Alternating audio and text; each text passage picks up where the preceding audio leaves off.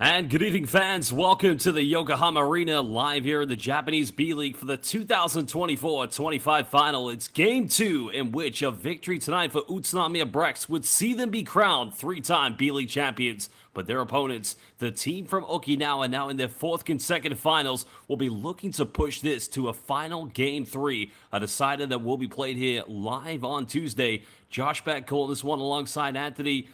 Suntai and Anthony, we are expected for a big-time showdown between two very good teams. Oh, that's for sure. First and foremost, the Golden Kings, we all know, they play with so much pride. They're not going to be allowed to be swept. But at the same time, when you talk about the UTSUNOMIYA BREX, they want the title right here, right now. They don't want a Game 3. Well, the big component to BREX's emphatic victory yesterday, it wasn't a very close game after the second quarter. 16 three-point field goals made. And if you look at the other stat line, RYUKYU Golden Kings in terms of second chance points, points in the paint, and even dominating the rebounds, you got to think tonight, Anthony, if they can take care defensively of the perimeter against the BREX, this could go to a Game 3. Oh, it definitely should. But you know, my keys to victory here for the Kings, just 3 points. First and foremost is they've got to be more assertive. So they've got to take advantage of the fact that, they have a lot of bigs inside, but they've got to go to them more. And secondly, Aluma has to be part of that being aggressive squad, because yesterday, it was like he was letting the game come to him a little bit more. Second point is they've got to blitz DJ Newbill. DJ did whatever he wanted to do yesterday. Finished with 25 points, 6 assists, and he just got the ball rolling really for his squad. They've got to blitz him. They've got to stop him from doing whatever he wants for the squad of the BREX. And finally, they need stellar guard play, which means, for me personally, I think Tatsuya Ito has got to be given a little bit more playing time. They were able to get him here this season, but they have not been able to fully utilize his skill set. He has been in and out of the lineup. He has not been as effective even in the previous series against Sanen. So for him to be more assertive, together with that man right there, Shota Onodera, and even Matsuaki has to hit his outside shot. So if the guards come to play, I think the Kings will have a good chance of winning here today. That's some very good points you made there, of course, as we look at the Kings roster. The one player that became the go-to option for them, the indestructible force, is that man there, Jack Cooley. But of course, Daiyokutani, head coach of the Golden Kings, Anthony, as you mentioned, you alluded to some of the key players. They've got to step up big time tonight.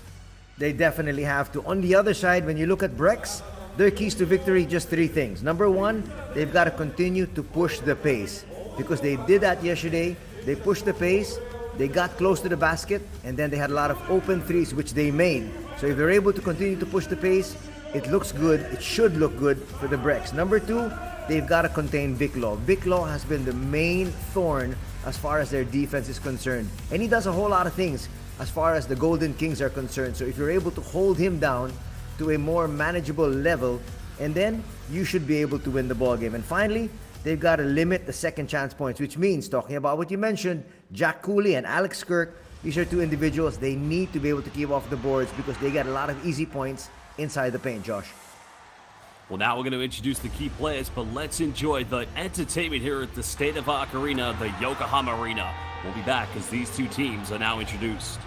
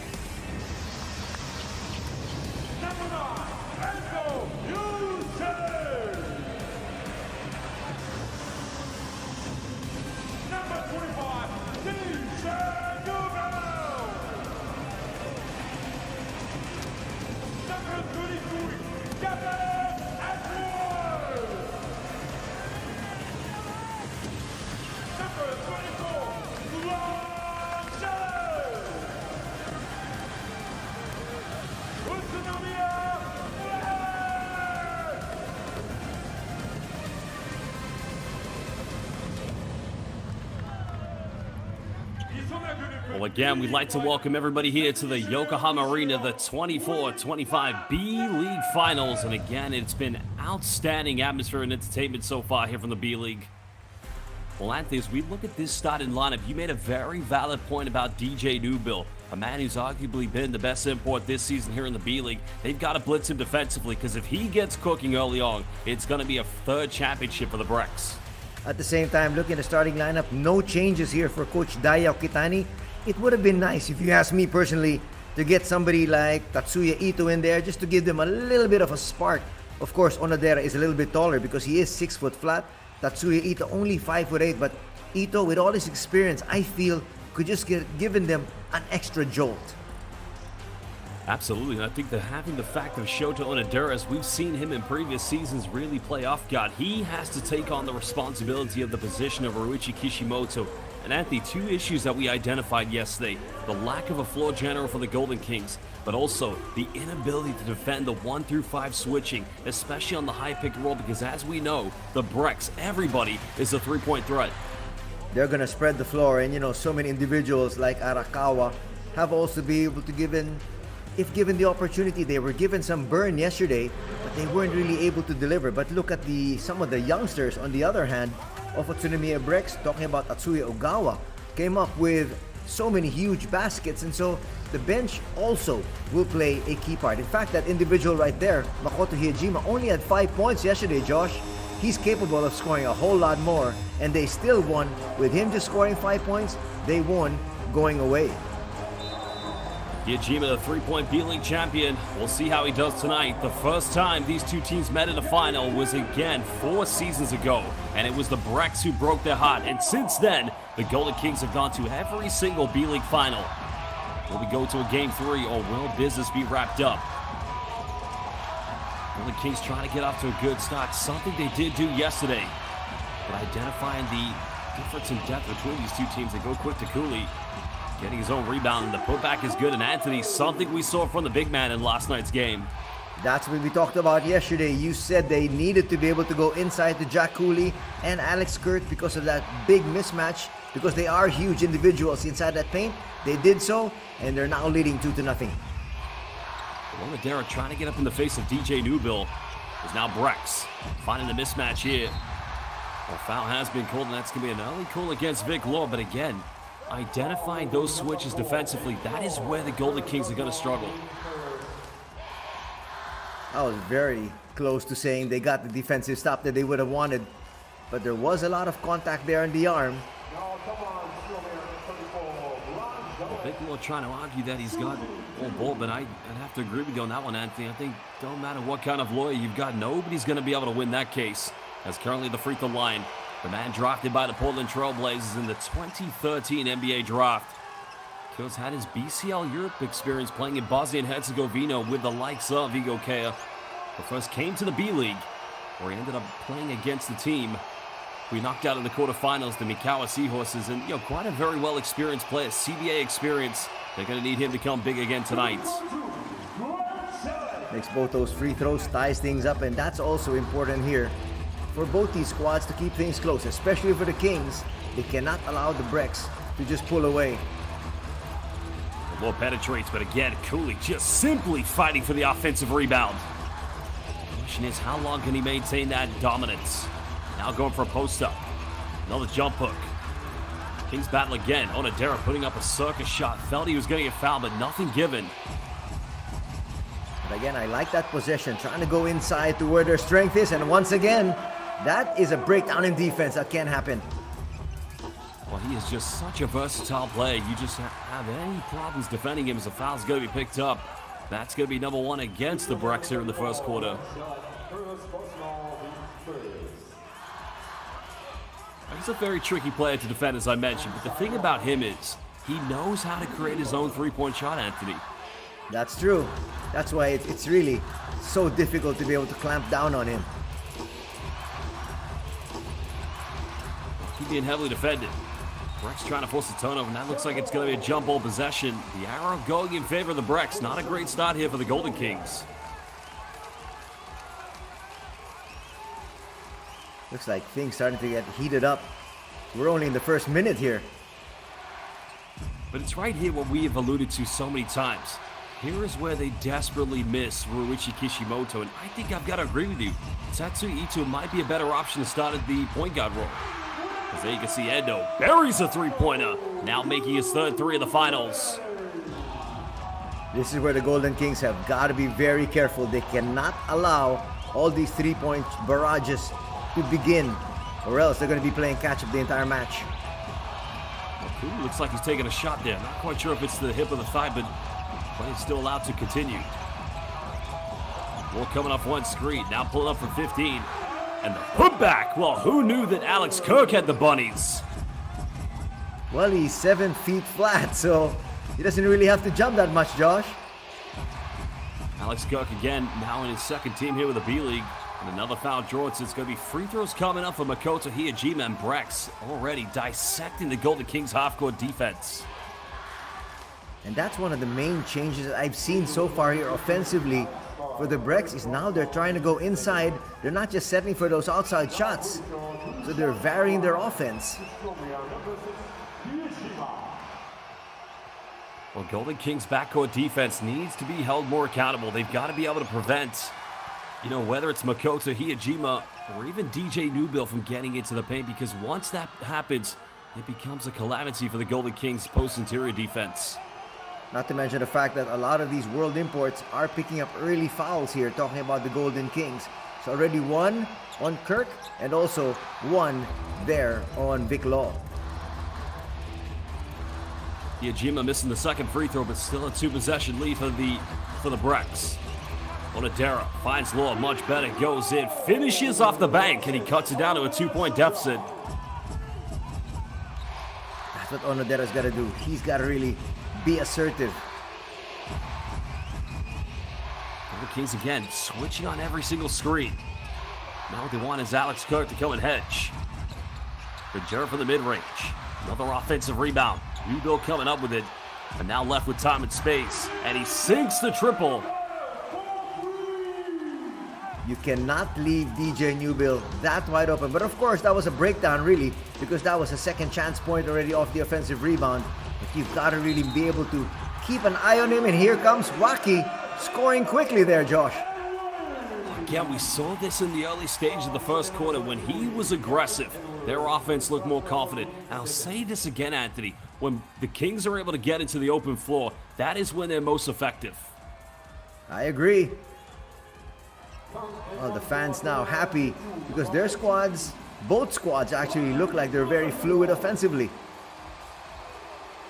Well, a very young player, Masahiro Waki, only just turning 23 this month. Of course, began his career in 2021 in the B-League with the Ibaraki Robots, but another missed free throw here for the Golden Kings. Golden Kings missed 9 free throws yesterday. They cannot afford to do that here today. Well, Newbill going all the way, and again, you just cannot stop this man. You can only hope to contain DJ Newbill as he gets the and one. As we said early, you've got to be able to blitz him. Get the ball out of his hands. Let somebody else create for the BREX, or else, if you allow DJ to do what he wants, you're going to be in big trouble. Well, spelling problems already. Masahiro Waki. Of course, it's going to be a timeout. 6:32 to go here in the first quarter. 5-point lead currently to the BREX, and will return momentarily.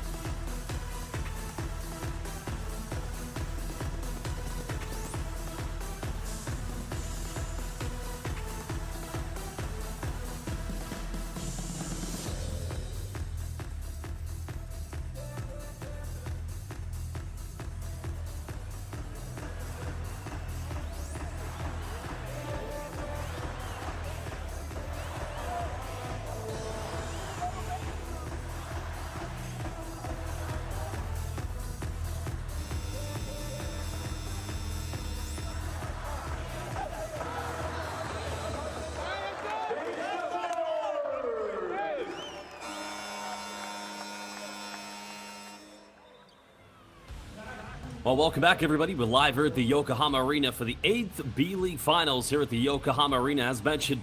But at the moment, it is currently a 5-point lead to UTSUNOMIYA BREX. History will be made in this series as Kevin Aluma checking into the game. And, Anthony, you mentioned yesterday, although he is coming back from injury, which he did pick up in the San Antonio Phoenix series, very reluctant to really go after it yesterday. I'm not sure if he feels, personally, he's at 100%. Because I know he's a very assertive individual, but it looked like he was being a little bit too passive in game number 1. Well, DJ Newbill, currently the free throw line, started his pro career in the French Pro Island B with a club known as Asvel, owned by the great Tony Parker. Just came to the B-League in 2020, but he misses the three-point play. His Golden Kings, knowing tonight their backs up are against the wall.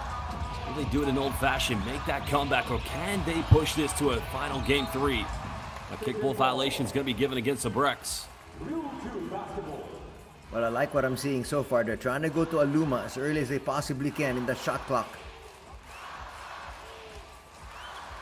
Well, head coach Zico Coronel started the season as the assistant in very tragic and unfortunate circumstances due to the late great Kevin Bracewell passing away. Now taking over as Onodera goes to the mid-range. Kirk may have got away with a push in the back, and again, no foul called. That's a great block also for Gavin Edwards. He had his imprint on game number 1 yesterday. Good hands by Aluma, but can the Golden Kings capitalize? Big Law fires a 3, but still the threes just don't drop here for the Golden Kings. But stepping out of bounds, it's going to go back to the BREX, unfortunately, for the Golden Kings. Well, Vic Law got the shot that he wanted. That's a shot that he can definitely make. I think what we definitely saw in game 1 was a lot of rush three-pointers, and although there was 39 attempts taken by the BREX, a lot of those were very much wide-open, high-percentage looks. And the BREX get something going similar today. So flashing high is Grant Jarrett. Going off the bank, it's simply going to work against Alex Kirk. Well, again, that smart play there coming from the BREX because they know that Grant Jarrett has the foot speed against Kirk. Well, Kirk setting these high screens here for both Onodera and Vic Law. Onodera steps back, goes for another 3. This one's up and finally gets one. And now we're just, well, maybe that's a 2-pointer. May have had his foot in the line. Well, regardless whether a 2 or a 3, that's a welcome basket from the guard position here for the Golden Kings. Well, Hiyajima just struggling against Onodera's defense. Now goes baseline, misses. Aluma picks up the rebound. And now the Golden Kings trying to get in the open floor, but nobody running with Aluma. We'll find Kirk. Kirk putting up a tough one. That's way off the mark. He should have been a little bit more patient there. He's much, much bigger. Looks like he rushed that shot.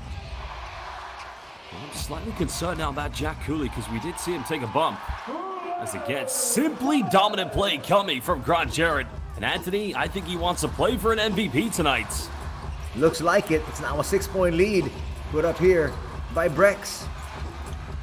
Well, going for another 3. And again, another miss. And it's going to be a foul given, I think, against Gavin Edwards. But going back to what I said about Jack Cooley, we saw him take quite a hard knock when setting that screen. Now, he's not in the game, and I'm hoping that it's just respite and not anything too serious. Gavin Edwards is going to pick up his second personal foul. That's something that we have to look at as well, because you want to be able to keep your imports on the floor as much as possible. Well, Grant Jarrett going to the bench as well. Quite a big change with Kosuke Takeuchi, Otsuya Ogawa. Of course, the likes of Isaac Fotu coming into the game. Vic Law now cuts baseline. Fouls. Oh no, traveling violation's going to be given. Wow, they're going to say he traveled right before he got bumped. Good break there for Ogawa. Yeah, I think he just changes his pivot foot, so that's a tough one for sure, because I think if you slow down this game or any professional game of basketball, you may see that happen more often, but another turnover yet again here for the Golden Kings. Well, no complaints yet from Coach Dayo Katani. I think he saw the same thing.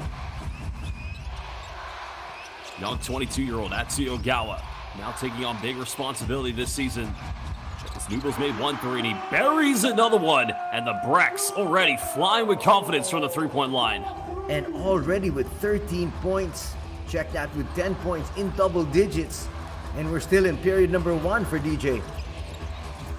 Every three-point make from the BREX just completely diminishes the confidence of the Golden Kings, but they've got to remain in there. Luma going down low to Alex Kirk. Another turnaround jump hook, and that is simply just not going in.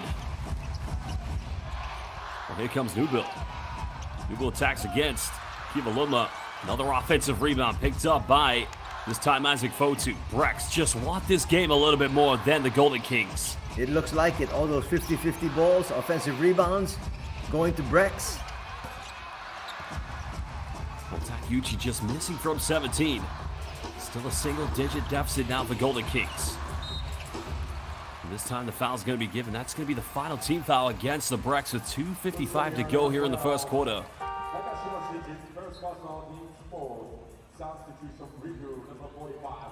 Well, that's a good sign, Anthony, for the Golden Kings. Cooley's back in. Now, how healthy he's going to be after taking that knock, we're going to find out.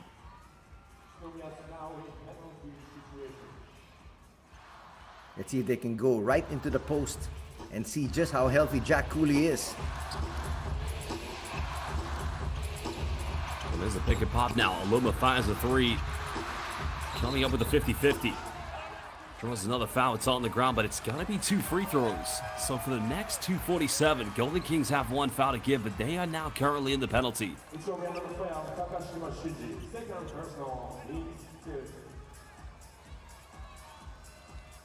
I think you can just see behind the basket, Anthony, those RYUKYU Golden Kings fans making the long 4-hour flight from Okinawa, and you can cut the tension with a knife. The anxiety is very real tonight.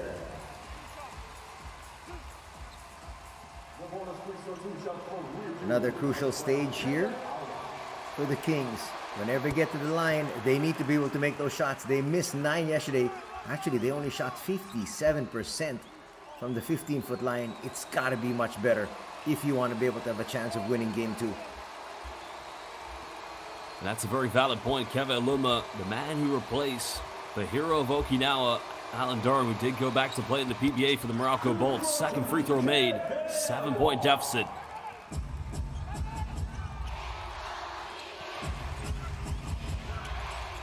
The Kings trying to put a bit of full court pressure, but Endo just blowing by Waki.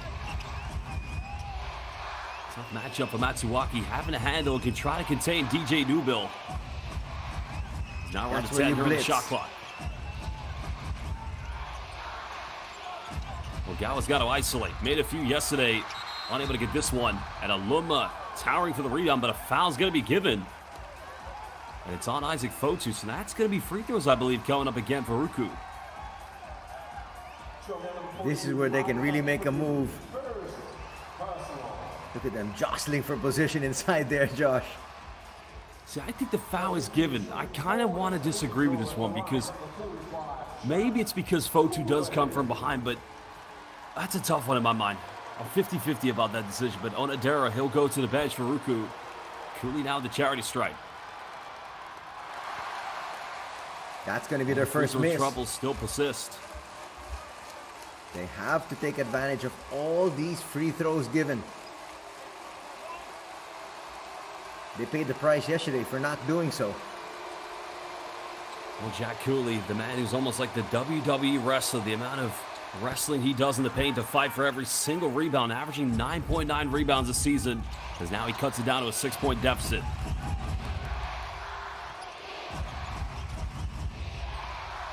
Well, yes, turning it over. Now, Golden Kings have a chance, Anthony. Nice take, goes in reverse layup, and all of a sudden, it's only a 2-possession ball game. The team from Okinawa is still fighting. That's where Waki excels, in the open court, and he can finish with either hand.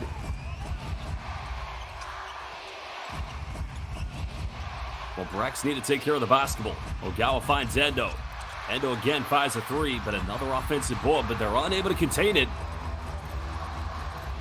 That's a second steal already for Ito. Well, came out for the hedge, pretty lucky under pressure. Golden Kings want to cut this down to a one-possession ball game. Ito finds Alumba. Alumba goes to the tough contested shot, can't get it. That ball stayed in Aluma's hands a little bit too long. He could have swung the ball to the opposite end. Well, that's going to be the final team foul. 1:13 to go. It's on Tatsu Ito. That's all as well. Now he's hobbling, so hopefully that's not too much of a concern for him, but well, that was the good hands by Ito. It forced the turnover. Look at the finish, as you mentioned, the ability to finish with both hands, but goes in with the inside scoop to avoid the block. Well, not a good sign. I mean, this team, Anthony, you've got to feel for the Golden Kings. They battle, they fight, but they just seem to pick up too many injuries. And so now Ito, unfortunately, forced to be able to sit down right now. So Tairo in his place.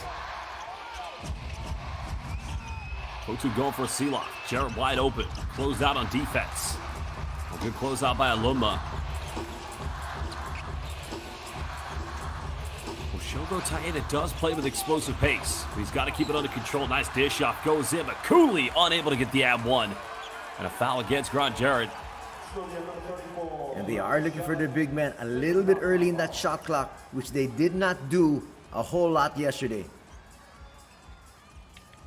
And this is the point I made yesterday as well. You know, you made a very valid observation there by going very early. And if they go to at least one post entry, the offense is more fluid for the Golden Kings.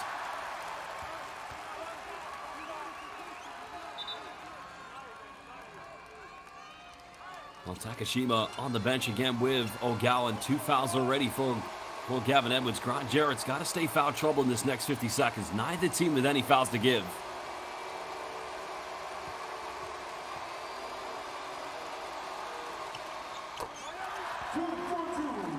Well, that time 2 for 2 from the line there for the Golden Kings. So far, they've missed 2 free throws here in the first period. Bucks have led by as many as 7. Newville now on the bench with Seiji Ikaruga playing the primary point guard. Here's with the BREX. Gotta try to come up with a steal to try to level things up here before the second quarter, but another foul's given. That's not a good foul. It's on the man who fouled out yesterday. You want to stay close to your man, but you cannot be that physical, especially past the three-point line. Well, you can see the protest coming from the RYUKYU Golden Kings bench, but you know, when you fouled out yesterday and you've already got 1 foul, look, there's a hand in the back. That's unnecessary right there. And listen, it's a 50-50 in my mind, but it's just such unnecessary contact because you just invite the officials to have to make a decision at that point. Correct. Not to mention the fact that Hiejima was actually not even going towards the basket. Well, maybe not a bad foul, but then again, maybe so because he did pick up a second, and the Golden Kings fans still believing the Okinawa spirit live here in the Yokohama Arena. The Golden Kings have not played perfect basketball here.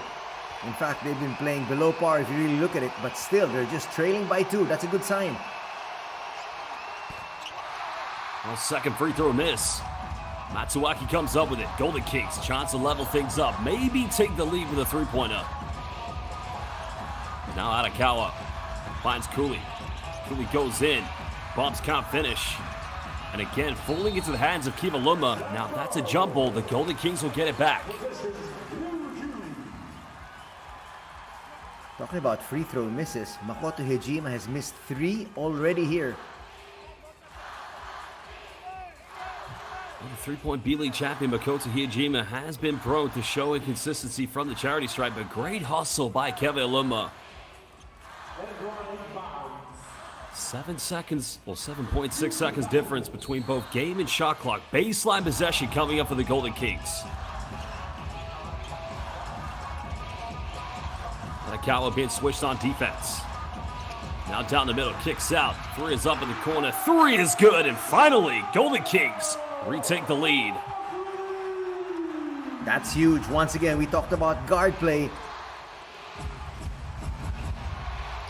Ikaruga's got to make something happen here. Has to put up a circus shot, and that is the end of the first quarter. The Golden Kings, maybe the emotions just getting to them a little bit too early, but they are living here in the first quarter. And now we're going to take a short break for 2 minutes, and we'll be back momentarily.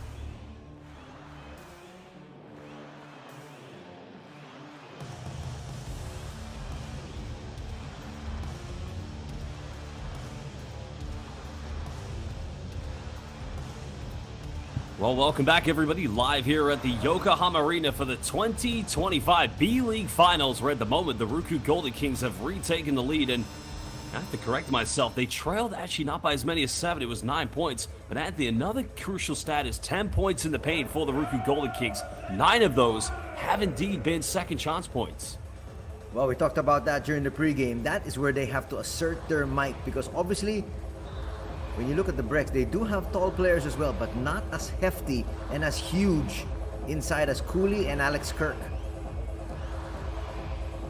Well, the absence of their star point guard, Ryuichi Kishimoto, of course, played in 3 of the last B-League Finals for the Golden Kings, now inactive due to injury. But of course, you could see in the case, Anthony, for the UTSUNOMIYA BREX, and this was definitely evident in the Chiba Jet series, when DJ Newbill's not on the floor, you can see the offense does become a little bit stagnant. Chance once again here for the Golden Kings to take advantage of the fact that DJ, as you mentioned, is not on the floor. Well, Gavin Edwards going in with a scoop hook and under intense pressure. That looked like a prayer that was answered. He just threw that towards the rim. He's trying to get into an organized half-court set. Luma still with the ball in his hands, but time is winding down. Arakawa coming off the handoff, fires a 3. Makuli battles for the board, and another chance here for RYUKYU. Now Luma fires another 3. Well, Shogo Taira fighting, and that's the energy at the moment they need.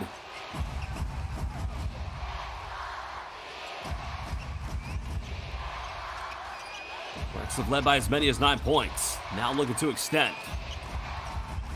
As Ogawa trying to break down the suffocated defense by Shogo Taira. Now finds the opening. There's a kick out, good ball movement, and Hiyajima, he'll fire the 3. Well, that's going to go out of bounds, and I think BREX will get this back. But Anthony, you can see every 3-pointer being heavily contested by the Golden Kings. Well, they've got to. No open shots should be given. But Hiyajima has not yet been able to hit his stride in the finals.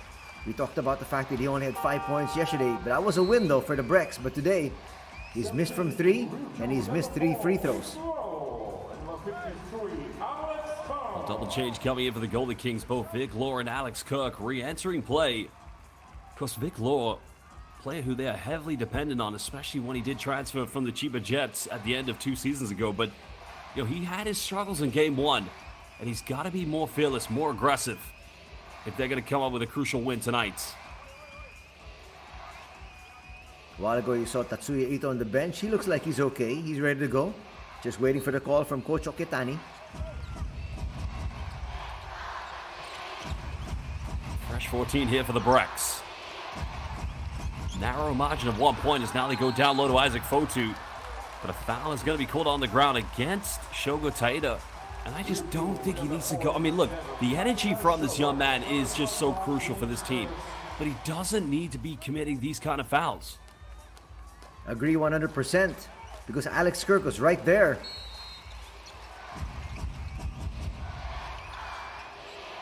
It's only his first personal. BREX now find a new build. He'll fire another three. That one's no good. But this time BREX yet again another offensive ball, but can Hijima finally get it to go, but still struggling for downtown. Wow. Makoto being held really here. Taida kicks out. Arakawa misses last three. Still can't finish.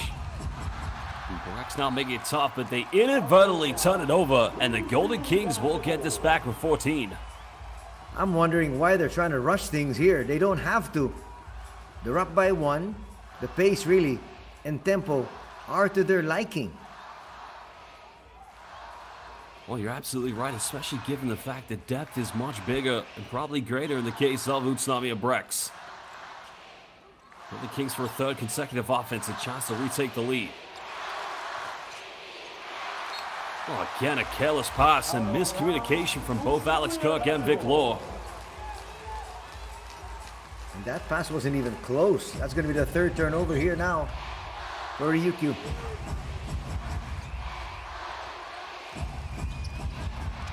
Ogawa finds an opening.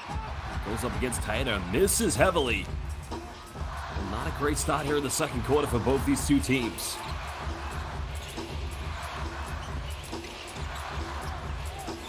Really now looking for an ISO. Goes handoff of Arakawa. Back to Cooley, little jump hook. And he gets it to rattle in, and the Golden Kings retake the lead. And again, going to their strength, inside to their big men. There's still a bit of space, and another foul's going to be picked up, and Vic Law knew full well he had to put a body early on Isaac Fotu because that was going to be caught regardless. That's going to be number 2. Law's got to be very careful. He's going to head to the bench right now, and Aluma back in the fray. Well, Anthony, that is a big lineup. Aluma at 3. And I don't even know who plays number 4 now for Golden Kings because you have the Twin Towers, the brothers of destruction of both Kirk and Cooley. And now you might just have to go exclusively offensively, talking about the Kings, inside to the big men. Hijima hesitates. Yugo down the middle. Kicks out, finds Ogawa. Wide open. 3 is up. 3 is good. And the young 22-year-old responding with a bang, giving the BREX a 2-point lead. That's what he did yesterday. Came up with big threes. 3 of them, in fact. Well, now Taida wants to go at the defense. Outside for Gavin Edwards, preventing an open early. Now Cooley maybe getting away with a chicken hook. But again, missing everything because now BREX come up with it.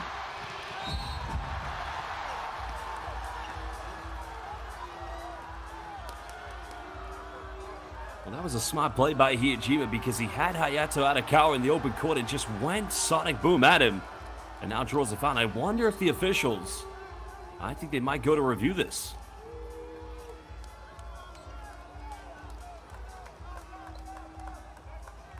Looks like they are. But he was able to get in front of the defender. Not quite sure if he actually made a play for the ball there, Josh. That's a very good point. He was in front. Now, it's very hard to see it at normal time, so we're going to get a look at the replay. Did Hayata Arakawa bring him down excessively with aggression? Let's have a look here. Well, there's definitely a case for sure. The question is, does our head referee Takaki Kato, FIBA and Olympic referee? Wow. That is very tough, and that's interesting. I wonder what Takaki Kato is going to decide here because you can clearly see. I just wonder, did Arakawa bring him down? We're going to find out very soon, Anthony. Well, he did get in front of him, but at the same time, you see the right arm holding on there to the shoulder blade and pushing him down.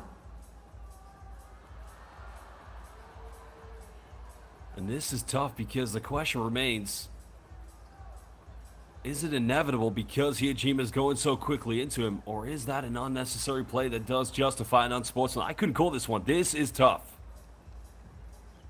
That's going to be, you can actually make a case for either. Let's see what they decide, though. Well, Daigo Urashima, yeah, he's called it. The unsportsmanlike's given, so 2 free throws coming up for the BREX, and they will get possession back. You can also see the scar there on the shoulder of Makoto Hiyajima. Those are the same scars that you have all over the body of Jack Cooley.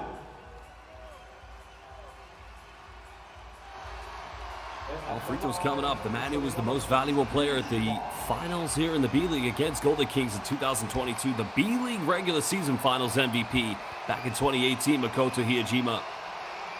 And most likely, we're going to see him play for the Akatsuki Japan's national team this summer at the 2025 FIBA Asia Cup. And Anthony, that's going to be an exciting Asia Cup, possibly the most competitive and most anticipated we've seen in the history of the competition.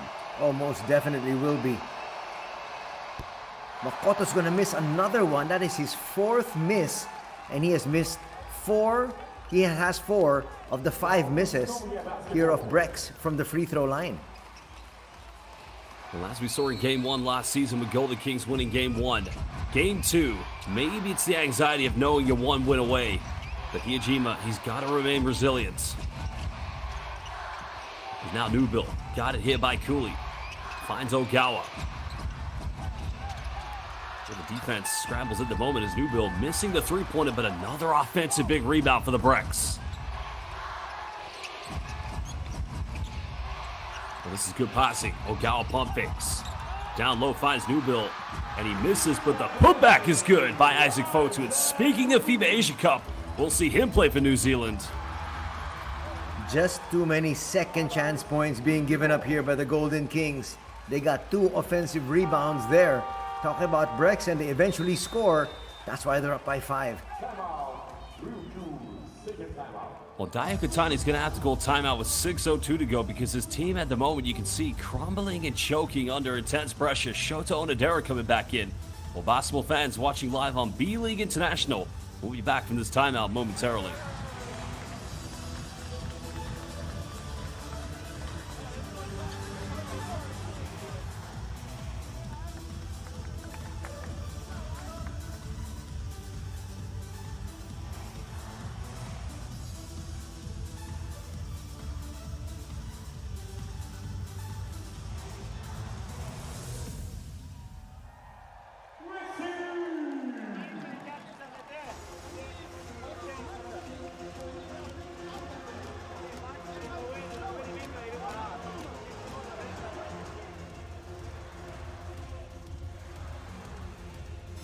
Well, there indeed is a man who was once a most valuable player and also once a most valuable person, the late, great Kevin Bracewell, who unfortunately did pass away.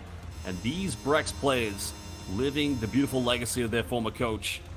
Of course, you got to think that's probably the most horrific and tragic thing for any team or any family to go through, losing such a loving, great human being. But, you know, Anthony, if anything, they're playing for him as well as themselves and the organization. I think that's added inspiration here for the BREX. That's why they've been able to take things up a few notches, which is saying a lot because these guys play at a very high level already. Well, there is a legend of Japanese basketball, the great Yuta Tabuse, the first ever Japanese-born NBA player, once teammates with Steve Nash for a few games at the Phoenix Suns, and now is the sensei, the spiritual leader of this organization. And can you imagine 5-second violation. That's poor. You cannot do that coming off a timeout. You can't even execute the play, getting the ball in bounds. See, this is tough here because, you know, we can keep on saying the absence of Ryuichi Kishimoto is always going to be a hindrance. Tatsuya Ito coming back in, but, you know, in a case like that, that's when someone with the experience of Jack Cooley or Alex Cook, you got to flash midcourt and help out if you identify that. You cannot fall asleep against UTSUNOMIYA BREX.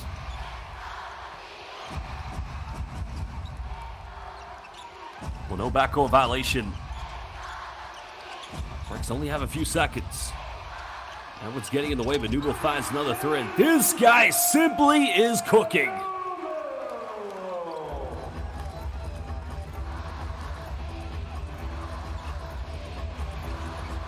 Well, Newbill coming out like a house on fire in this game already in double figures. Leading scorer in the game thus far. And the foul's going to be called against Isaac Fotu. Only the first team foul against the BREX here in the second. That's big once again because that's very close to their biggest lead of the ball game. And Kirk was right there. It's a three-pointer.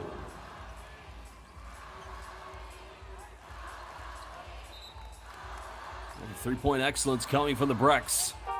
Picking up right where they left off last night. I mean, Newell at the moment. Looks like he can't miss it tonight.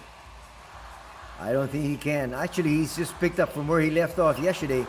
He was totally dominating on both ends. Well, 5 3-point field goals made already for the BREX this evening. Golden Kings down by 8. Looking for that post entry. It's now Cook is defended by Gavin Edwards. Well, has to put up a Hail Mary 3. Nothing falling now for the Golden Kings.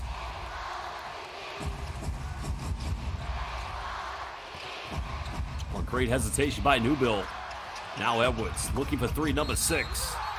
And gets it to rattle in, and this could turn from bad to worse. Who is the foul given against? It might be on Isaac Fotu, but that 3 will count. It should. Well, the 3 still stands, you mentioned. And yes, the foul is on Isaac Fotu, committing this one, preventing. I think he was challenging for the rebound, but fighting. No, it's on Gavin Edwards.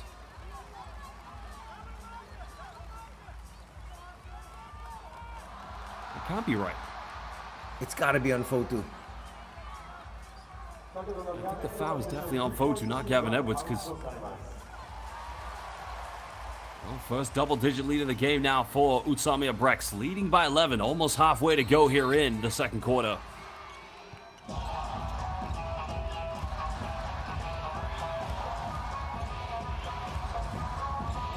women now having to help out the backcourt. Golden Kings have got to find some identity here in their offense. Finds Onodera. Step back. Misses last 3. Just still can't get it. And no foul. Well, no, the foul indeed has been given. It's the right call, but Anthony, quite a delayed decision. Yes, it was a late call, but it was the right call.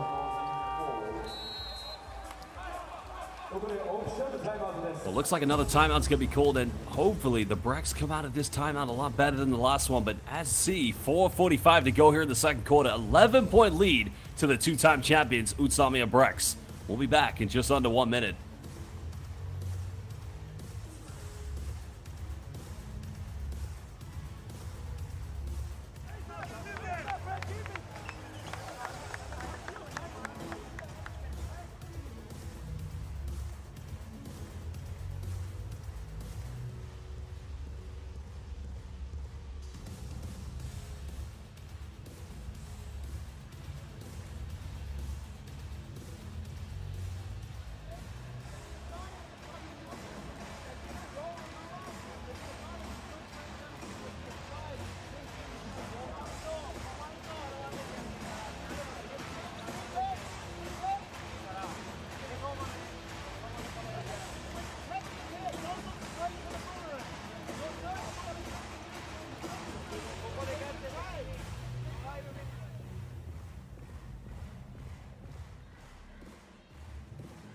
Welcome back, everybody. Live here at the Yokohama Arena for the 2025 B-League Finals, the 4th time both of these two teams have featured in the finals in the 8 years of the B-League.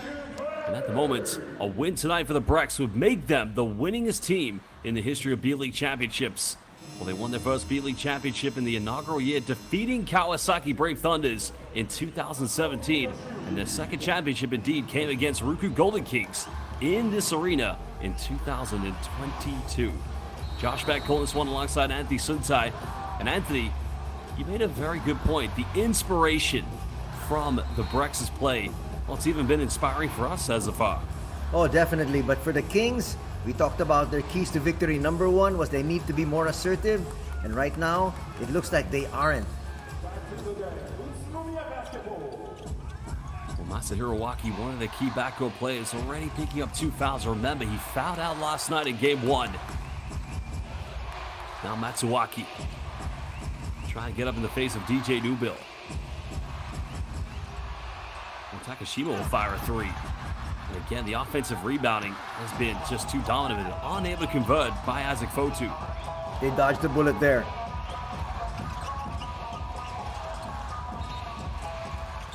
Oh, again, just another careless turnover.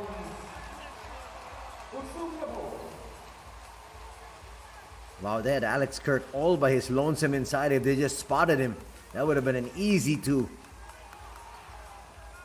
there's no identity, and this is very similar to what happened yesterday for the Golden Kings. Starting the game with a lot of energy, but then lackluster offense in the second quarter. But it was in the third quarter where they struggled. As now Ogawa's made 1 3, and he buries another one. And I'm telling you, maybe this kid needs to be put up for the Akatsuki 5 this summer at the Asia Cup. Now a 14-point lead, and things are starting to go from bad to worse. Almost turning it over, but Ogawa getting a deflection. I think Masahiro Waki is going to come back into the lineup here for the Golden Kings. But the mistake after mistake, you cannot go underneath the screen. This backcourt made it rain last night, and already with 6 3-point field goals here in the first half. That's what they looked at the film for sure last night. You have to fight and get over the screens. You cannot give them those open shots. They killed you from 3 yesterday. Without Jack Cooley here in the offense, things struggling heavily, and it's going to be an illegal screen and just becoming a total calamity. Golden Kings cannot find any form of an offensive end.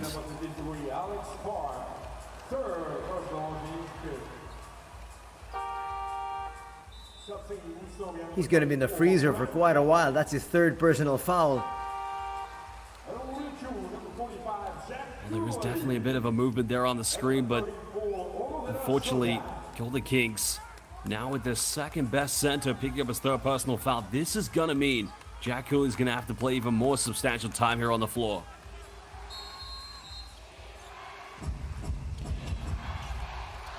Oh, with Jack Cooley having to come in, you have to pull out Aluma. Well, it's going to be a turnover. Great defense on the switch by Cooley. And that time the officials letting them play aggressively. The Golden Kings, remember, are in the penalty. They cannot give up any more easy free throws because they're already trailing by 14 at this stage. Well, let's see how that's any different from previous calls, but that would have spelled double trouble indeed had he picked up a foul and sent DJ Newbill to the free throw line.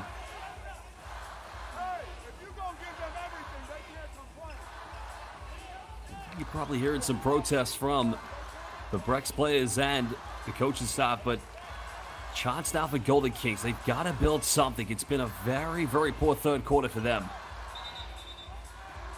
Look at this, only with 23 points as we head into the final 3.5. That's just too low. Yeah, they've only had 1 field goal here in the second quarter. This quarter indeed has been 17-2 in favor of the UTSUNOMIYA BREX. I mean, it's almost a carbon copy repeat of last night's third quarter.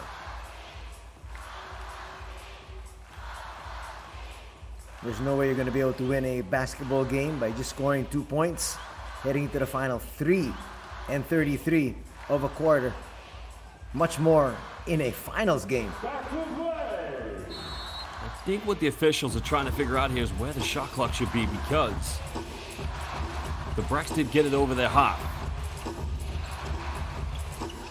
Matsuwaki finding Vic Law, defended here by Takashima.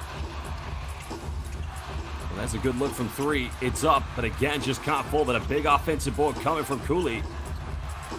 And Onodera, 4th one, finally gets it.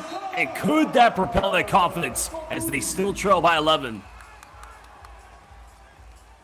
Once again, Jack Cooley doing what he does best. Another offensive rebound, giving his team more second chance points. Well, this is where this team, not only do they miss Ryuchi Kishimoto, but the absence of the departure, I should say, of Keita Imamura. Those two were simply sharpshooters in the 3 finals that they competed in. And now that's a case with Shota Onodera. Well, foul's going to be called against Cooley. That's a loose ball foul. That should be free throws in the other end.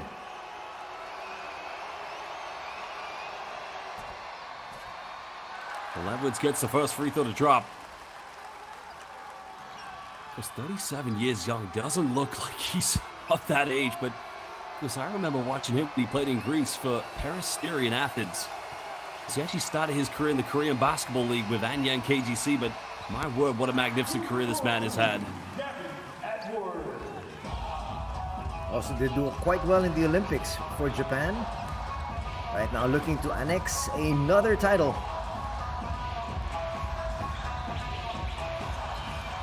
Now 3 minutes to go here in the second quarter. 13-point lead to the BREX. Matsuwaki penetrates. Inside the paint goes in. It finally gets at the drop. Now, he only got cooking in the fourth quarter last night. He could be an X factor for the Golden Kings. And he's got to start cooking right now. That lead is already at 11. That's going to be a backcourt violation. Good hands by Cooley. Onodera diving for it. Ball. Did Onodera need to dive for it, though? I don't think he needed to. I don't think he needed to. That was going to be their possession. Well, you can appreciate the hard hustle and desire, but probably that is where you need to use your brain, not so much wear your heart on your sleeve. And will Dio Katani go for head? I think he will go for head coach challenge. Let's look here at the replay. That did look like it came off. Still, it came off. But eventually, Gavin Edwards. Here's the confusing part, though. Why is Masahiro Waki diving for it? Because the last touch came off of Gavin Edwards. Exactly. It's a good thing it hit the line first before Waki came into contact with it. So this should be Golden Kings ball. It hit the line already. Well,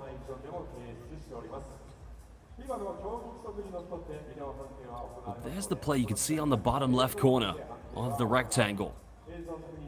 Does that come off Edwards, or is that off Shota Onodera? I think that's off Edwards. It's off the arm. Now the question is, before Waki makes contact, did it hit the line? I think it did. We could see assistant coach, former head coach of the BREX, Sasanorio, saying to Masahiro Waki, "Don't touch it. What are you doing?" And he's right on top of the situation, as you can see him there.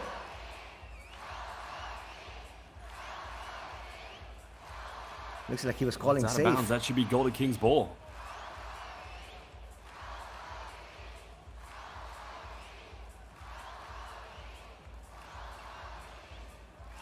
Well, if that ended up being BREX possession, I would say that was probably the most intelligent high IQ play by Gavin Edwards, because he allowed that to roll. But I think that's going to go back to RYUKYU. Well, two referees, Daigo Udashima, Takaki Katsu, international FIBA qualified referees, now have to make the tough decision whether to give this to the BREX or the RYUKYU Golden Kings. Well, our officials also have other angles than the one that we're looking at, so they're going to have the best seat in the house as far as making this call is concerned.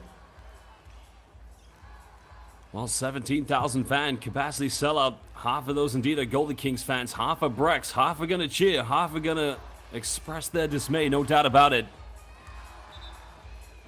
And it goes to RYUKYU Golden Kings.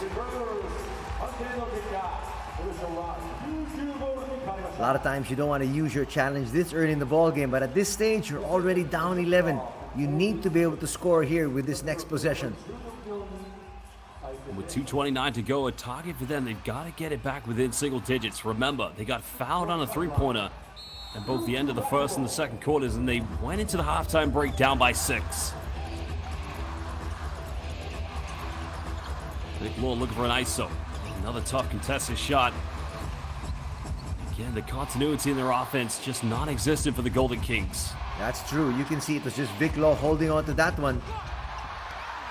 Well, out of control at Tsuyogawa. But Vic Law turning it over yet again. And Nubil will go in and make it yet again a 13-point ball game.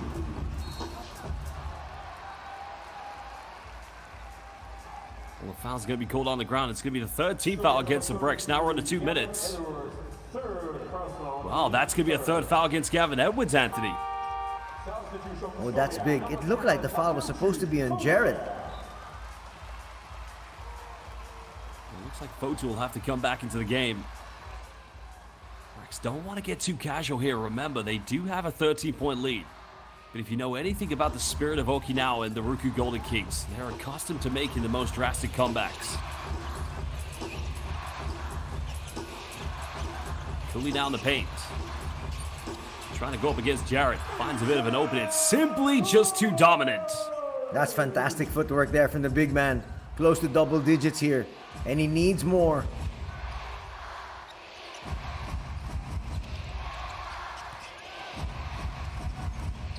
BREX in the penalty. Any foul will send him to the charity stripe. They want to go into the halftime break with as big a lead as possible as Takeuchi. Well, the three is way off the mark. But the offensive rebound is now Grant Jarrett. Finally, Law comes up with it, but a foul is going to be given. The final team foul against BREX, and it's on the veteran Kosuke Takeuchi. That's not bad. That'll stop the forward progress here. But as you said, they're going to be now in the penalty. But that's okay. They can set up their defense. I think Zico Coronel, head coach of the BREX, entirely agrees with you because you could see him applauding. As mentioned, just preventing a quick transition from the Golden Kings.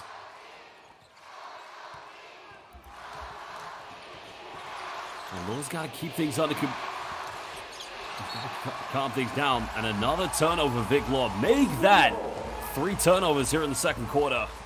That time, just a little bit too fast for his own good. Again, this is where you have to trust your teammates. Give that ball up. If they want to give it back to you, that's fine. But you just can't take it straight to the hoop like that. Well, the BREX have 5 turnovers in this game. Thanks to the Golden Kings, they have 7. It's one too many for the two teams playing here in the game 2 of the championship in the first half. Now Hiyajima, step through, goes in, still can't finish. Now they got to score. Milwaukee goes in, finishes, and cuts it down to single digits, and that could be a potential 2-for-1 for RYUKYU Golden Kings.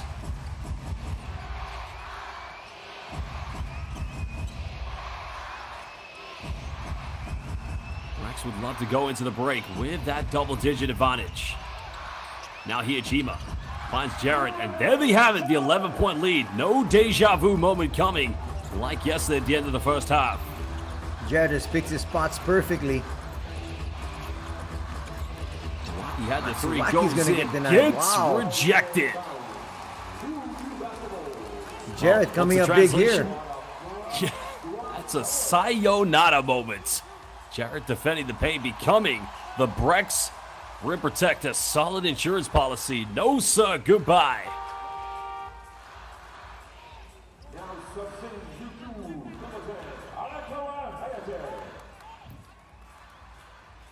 Well, now you can see Diakutani bringing in who traditionally is a 3-point shooter, but probably just trying to prevent Masahiro Waki from picking up a 3rd personal foul. 4.9 baseline possession coming up for the RYUKYU Golden Kings. One final possession here at the end of the first half.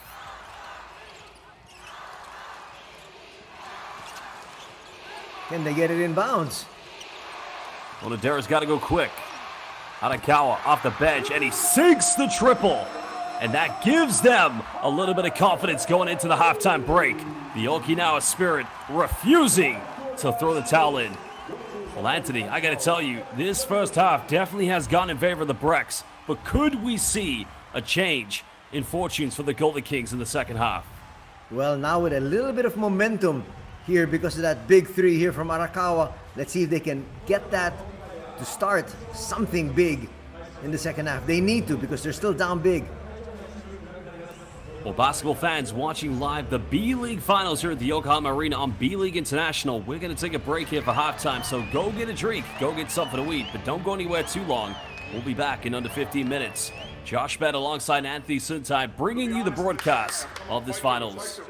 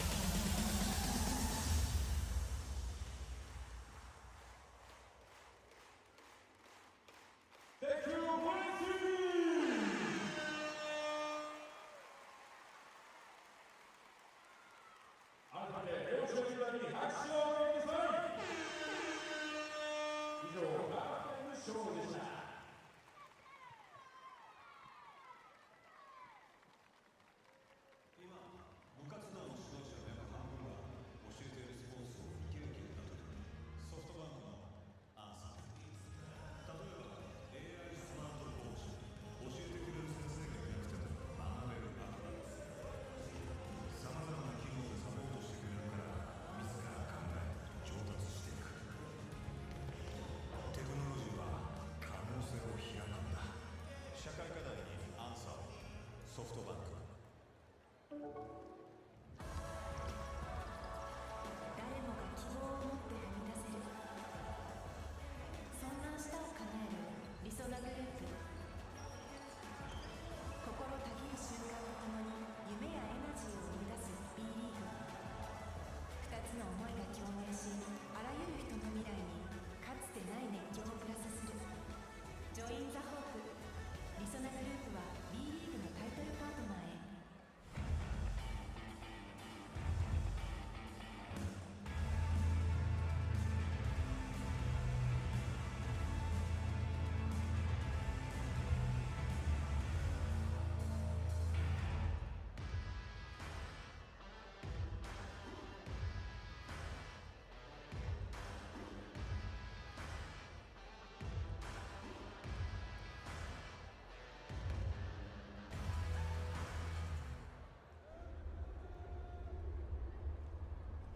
タフな時も強くなれない時も考えすぎてしまう時も自分に嘘をついている時も人に優しくできた時も自由を感じる時も全ての時間を味方にしていく G ショック歌手を誰かのためになんかじゃなかった。でもその声とその姿が僕たちの力になっている。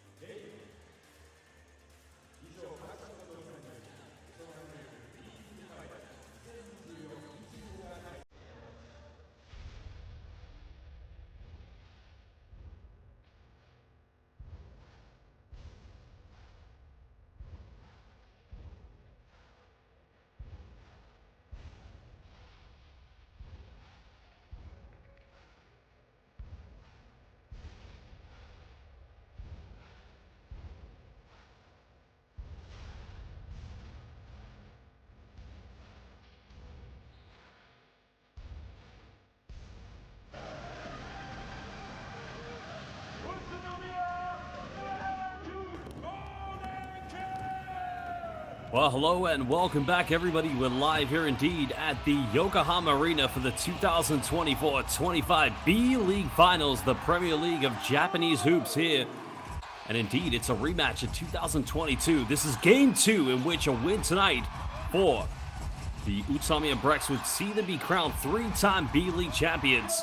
Of course, as mentioned, a rematch of the 2022 Finals. And at the moment, BREX leading by 8 points. Well, Josh Bet alongside Anthony Suntai calling this one. And Anthony, I got to tell you, BREX have looked very dominant right from the beginning until now. Yes, they have. And again, keys to victory here for the Kings is they need to blitz DJ Newbill. They have not done that. So DJ already at the half's got 15 points. He's got his teammates involved, hitting their outside shots. He is running the offense perfectly. And if they continue to allow him to do what he wants to do, it's going to be a 2-0 win in the finals here for BREX. One surprising stat tonight from the game is the BREX have really competed in terms of rebounding tonight. I mean, last night, even though they did win, they were absolutely out-muscled and out-rebounded by Jack Cooley and the Golden Kings. It's only a 24-22 count, and both teams a combined total of 19 offensive boards, only one difference in favor of RYUKYU Golden Kings. Now, you take into consideration having made 7 3-point field goals. If they keep this up in the second half, BREX, I wouldn't be surprised to see them crowned three-time B.LEAGUE champions.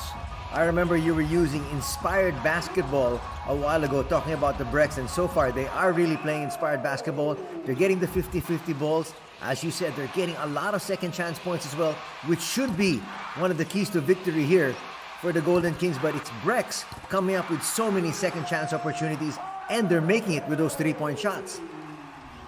That was the final 3-pointer by Hayato Arakawa that gave them a little bit of belief and inspiration coming into this second half. And as we look at the stats already, 14 points have come from the turnovers for UTSUNOMIYA BREX. Only 5 for RYUKYU Golden Kings, but the Golden Kings, 8 turnovers too many. Now, what's also interesting, only one player tonight's in double figures, and that's no surprise to see DJ Newbill now 5 rebounds away from a double-double, while Jack Cooley leading the way at the moment here for the Golden Kings of 9 and 8. Anthony, Golden Kings, other players need to step in and step up big time. Oh, definitely. Again, one of the keys to victory, we talked about it during the pregame, is they need stellar guard play. And right now, they've really not gotten anything from Tatsuya Ito. They do have a 3 coming here from Shota Onodera, their starting point guard. But again, if the guards do not help out their world imports, they're going to be in a world of trouble. Well, at the end of the first quarter, the Golden Kings did take a 1-point lead, but then it became a 15-0 run for the BREX, in which their biggest lead of the game was 14 points. Now, if you look at the bench of these two teams, we talk about the depth much higher with the BREX. But one positive note, the Golden Kings are actually outscoring their bench, but that means nothing when they are down by, 8 points, which is much better than being down by double figures. But where do you think overall the Golden Kings need to find a way with their backs up against the wall to win this do-or-die game? Well, more than anything else, number one is they just cannot allow DJ Newbill to do what he wants to do. They've got to take the ball out of his hands. And when it gets out of his hands, you've got to make sure that it doesn't go right back to him. A lot of times, if you watch what they do, is when DJ Newbill gives up the ball, the defense sags. They go below the 3-point line, and it's an easy pass to go right back to DJ. In fact, DJ has made some easy 3-point shots because the passes to him are just going to be too easy. Now, the point of concern here for BREX is they need to be able to make sure that their key players are not in foul trouble, because right now, Gavin Edwards has 3, and they need him in the ball game to pull off a victory. Well, in 2022, this was the finals. And if you look at that BREX team back then, Makoto Hiyajima was a part of it, as was the likes of Isaac Fotu. Now, they did have Josh Scott, and they have replaced him over the years. Grant Jarrett did come the season afterwards, but they had Kai Tevz as their primary ball handler, who then went on to play for Shiga Lakes and now currently with Outlook Tokyo. I gotta tell you, something about the BREX organization, season after season from the inaugural year of the B-League, they remain to be a powerhouse in this league. Well, credit management for that, because obviously we talked about not necessarily a revolving door of players, but a lot of players who are of top quality have left this ball club. But again, they're able to still maintain that level of competitiveness. And right now, they're in another final, despite the fact of all those changes that they've had. Well, probably the most disappointing season for them was the year after they won their second championship. Only 32 victories that season. because that was when they were trying to regroup and just build after losing the core of some good players. And that even last season, they had the very best record in the B-League, only to be eliminated in the quarterfinals by Yuki Togashi and the Chiba Jets. But now the BREX are back, and they're 20 minutes away potentially from becoming the best team in B-League history. Well, the biggest concern right now for the Golden Kings is, will they still have the heart? They need to be able to come up with the effort that actually the BREX have shown, especially for those 50-50 balls. You need to be able to be more active. You cannot be passive whatsoever. You've got to give everything you possibly have here in the final 2 quarters of play.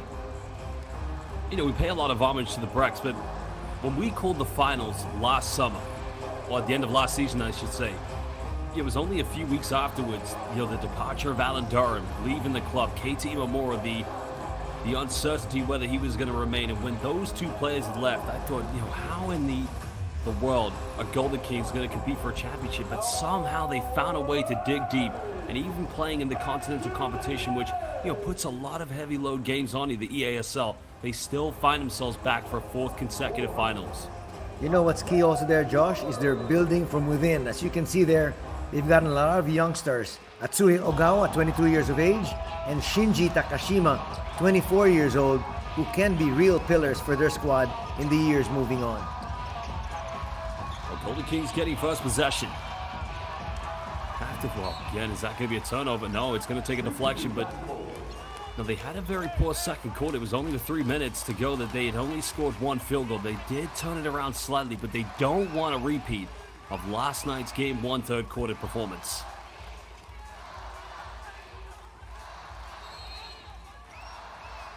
You saw Alex Kirk's going to start out this second half on the bench. These are the shots Law needs to make. That cuts it back down to 5. Making the last 2 3-point field goals. Huge moment now for Kings. But the BREX, time and time we've seen them respond with no fear.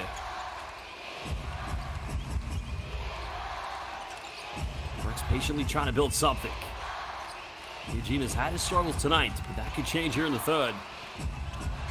Kicks out, finds Endo. He's made 1 tonight. He makes another one. That's his 2nd. And you can see Endo is actually one of the best 3-point shooters. He's 8th in B-League history. Well, that goes out of bounds. Vic Law catching that one inadvertently, but you know, go back to that 3-pointer by Yusuke Endo. And I've said this time and time again, it's the shot selection. All it takes is a 1 penetration by Hyojima, and the Golden Kings defense completely collapses.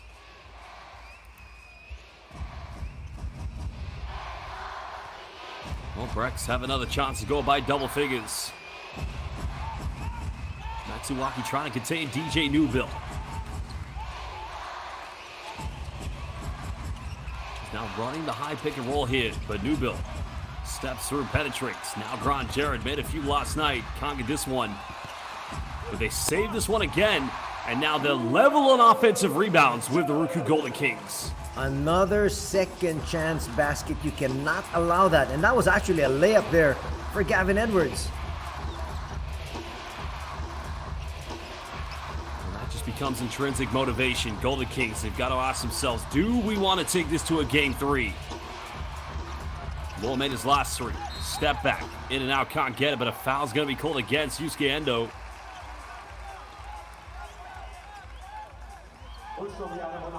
Another individual that needs to come alive is Wacky.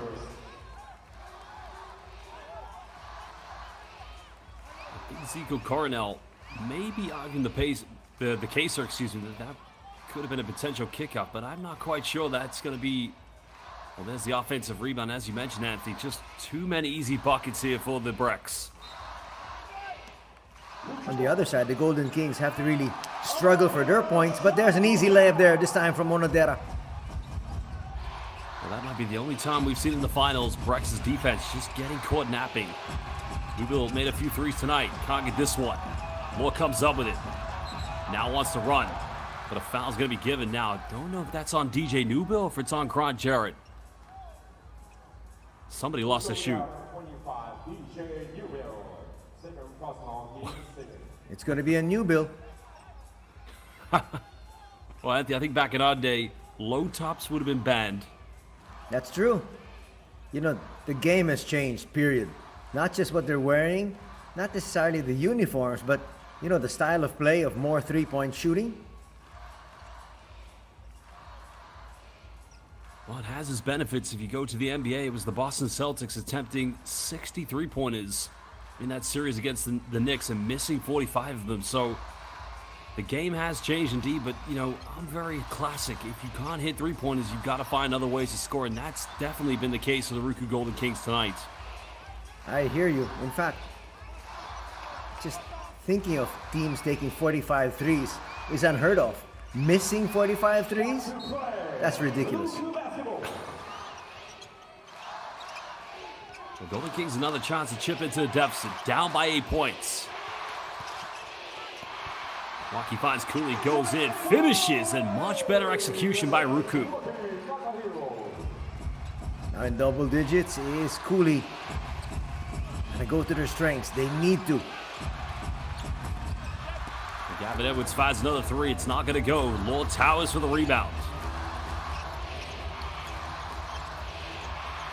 Matsuwaki will fire a three, and all of a sudden, it's down to a three-point ball game. The Golden Kings breathing life back here in the finals. We talked about them having to be more assertive. They're pushing the pace. They're looking for the early shot, and it was free. Matsuwaki took it, and he made the defense pay. Well, that indeed becomes the sixth three-pointer for the Golden Kings. The timeout's called. We'll be back in just under 1 minute.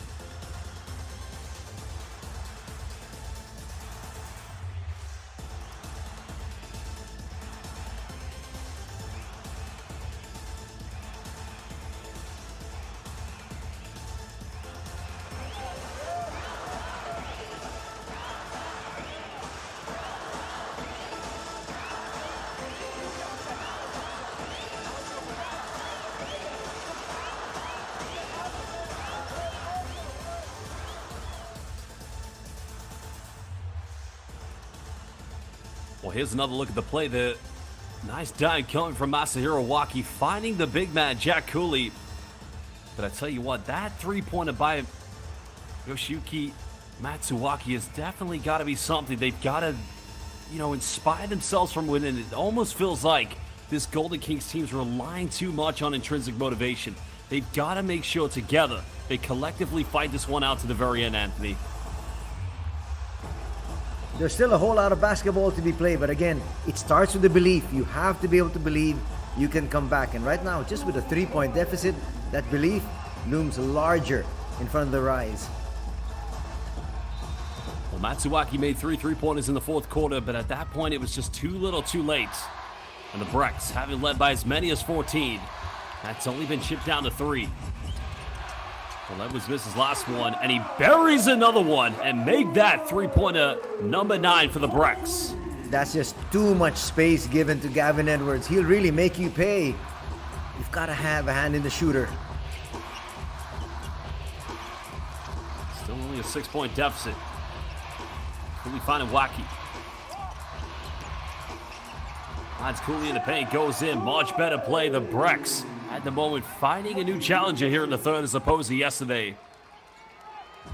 And again, that's what happens when you move that basketball around. You make the defense have to move from side to side, and eventually they found Jack Cooley there for the easy 2.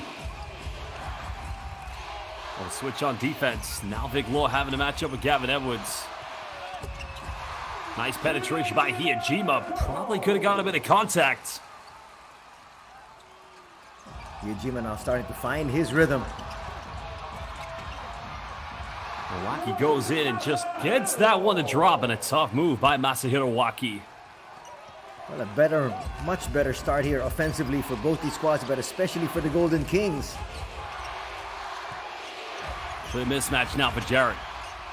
Bumps the lane, goes in, and somebody, well, you can see no Golden Kings player coming from a double team. And Jarrett's going to make mincemeat of that defense, especially one-on-one against Matsuwaki.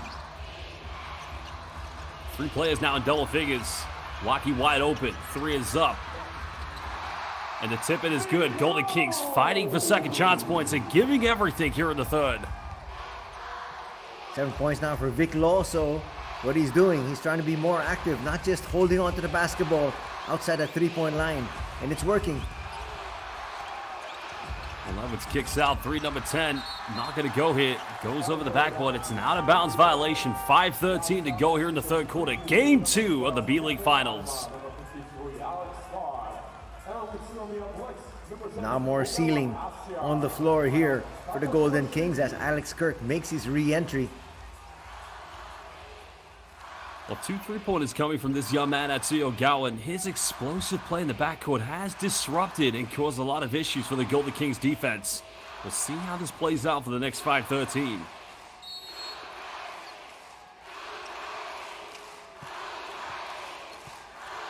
Golden Kings chance to cut it down to a 1-possession ball game.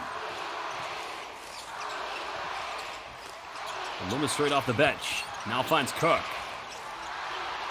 Lord made 1 3 here in the third. Not able to get this one. And an offensive rebound by Alex Kirk, and a foul's going to be given. I think this is on the ground, though.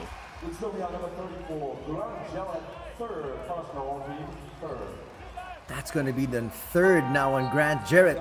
He's going to have to hit the bench. So he and Edwards with 3 apiece. I think that's both ways, to be honest, but they have called it in the end on Grant Jarrett. So both bigs with 3 fouls, but Gavin Edwards remains on the floor. Onodera now penetrates. Time winding down.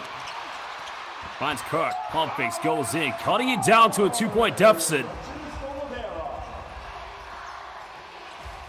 Now starting to assert their might inside that paint once again. In fact, the rebounding numbers are starting to swell in favor of the Golden Kings. With just simple, patient basketball, the give and go by Fotu. And the silent hero just coming to life here in the third. That's a great way of putting it. Doesn't really look to score, but when his team needs some scoring, he can give it to you.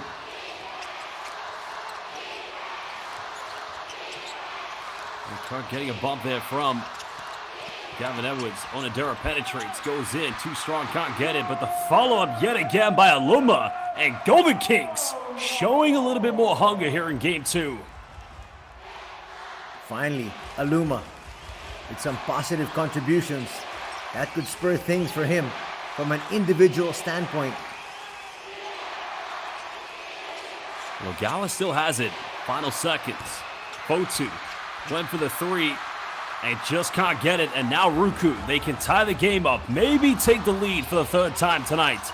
They've only led by as many as 2 points, and that was in the early stages. That was a 2-0. And Lord going for isolation. Again, just that is where they let themselves down. It becomes a one-man show for the RYUKYU Golden Kings. Exactly. He could have passed it out. They could have swung the ball to the other end and then get the ball back to him. But he was the only one who actually held that ball in that last offensive possession. And for those watching live on B.LEAGUE International who probably aren't accustomed to watching much international game, that is the difference between the NBA and any international league, whether it's the PBA, the CBA, the KBL, in this case B.LEAGUE, is that, you know, you're only successful collectively as a team if you share the basketball. The defense actually didn't even have to move there, Josh. They knew that where the ball was, and they knew it wasn't going anywhere else. Well, it's become a failed attempt for RYUKYU to tie this game up. But BREX, leading by 2, can try to extend. Folks will give it a go, can't finish. Good defense by Kirk.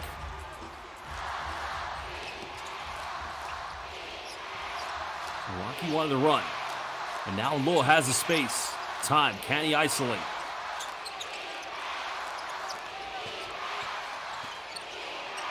Nice hesitation, goes in. He throws it down with 2 hands. And Vic just laying down the law. He's got 9 points, and don't look now, but we are tied at 57. Well, 7 of those 9 points have come here in the third quarter. But you can definitely feel the Golden Kings playing on fumes at the moment. Well, the BREX just trying to ride the storm. Lugo goes in, and the bank is open. Again, that's where you've got to blitz. You've got to take the ball out of his hands. he can definitely take over a match at any given time. 17 points now for DJ Newbill. A little caught a double team, but a foul's going to be given. That's the final team foul against the BREX here in the third quarter of 1:56. Shot clock was winding down. Takashima should have just let that play out. And that's also his third foul.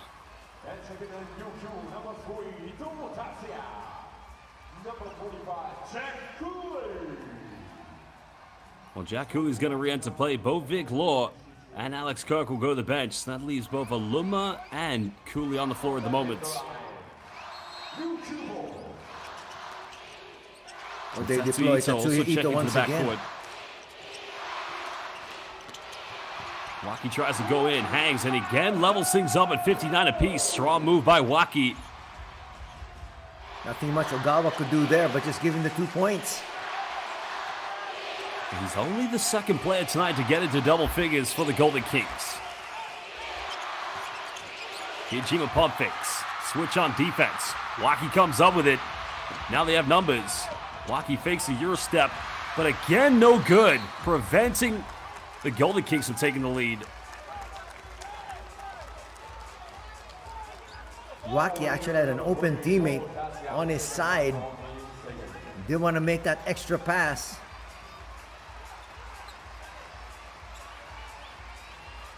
Well, 1:24 to go, and that would have been a huge game changer had Golden Kings taken the lead, and still the BREX. You kind of feel they don't look as anxious as Golden Kings. I mean, regardless of whether they're leading by one, but they just look a little bit more cool, calm, and collective.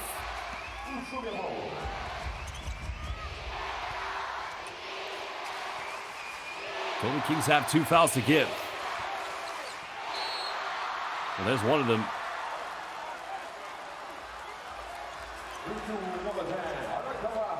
As you mentioned, they have fouls to give, but maybe you don't want to give it that early and that high. He was actually just passing the half-court line. You want to save that for a little bit more. It's definitely the right call. There's no arguments about it, but yeah, I have to agree with you. You don't need to use those so quickly. The man who made the three-pointer, cutting it down to single digits at the end of the first half. Hayata Arikawa. Kotu has a lane, goes in, makes it, and again, the silent hero just stepping up big time for the BREX. Most of those points have been scored here in the third. This is good now for Aluma because he draws the blocking foul, so he'll go to the charity stripe. And that one's on Newbill. And Newbill also has 3. So 3 of the reinforcements with 3 personal fouls. That's a tough one, Anthony. That's a very, very tough one. Oh, that could have gone either way. That was one of those bang-bang plays. And I think you're right there because on the one side where it's the right call, you could say maybe his feet weren't set, but then on the other side, it's like, well, he did get in front of him. His hands are up. I mean, well, I'll be seeing those 2 referees in about 3 weeks' time, and I'll probably be asking them the same question. Well, 54.7 to go. Live the Yokohama Arena. Game 2 in this best-of-3 series in the 2025 B.LEAGUE Finals. The elite level of pro basketball here in the beautiful country, Japan. Currently, Kivalumba, the former Niigata Albirex player at the free throw line. So far, the Kings shooting 71% from the line. 5 out of 7. Now 6 out of 8. A much better improvement from yesterday. BREX, as mentioned, 4 missed free throws from Makoto Hijima. I mean, they are just under 50%, or just over 50% from the free throw line today. Free throws don't want to be one of those. You look back and think the outcome could have been different had you made all of them. Kings still with 1 foul to give here in the third quarter.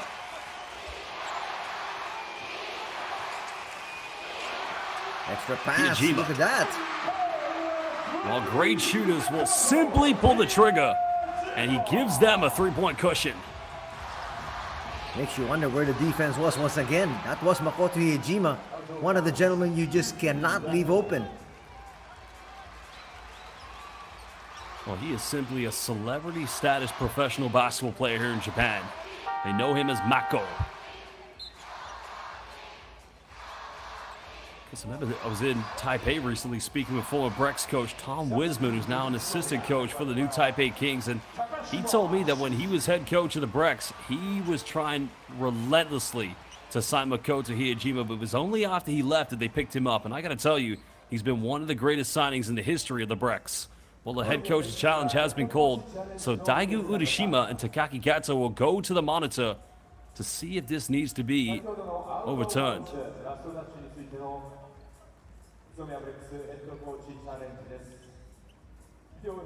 think we're going to see that from the bottom right corner. Very tough, but Hiyajima does reach in, but the question is there a last touch off of Matsuaki?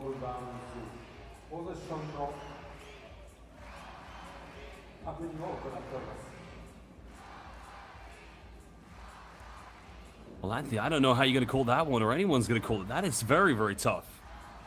They're going to need another look from another angle. From here, it's just not definitive.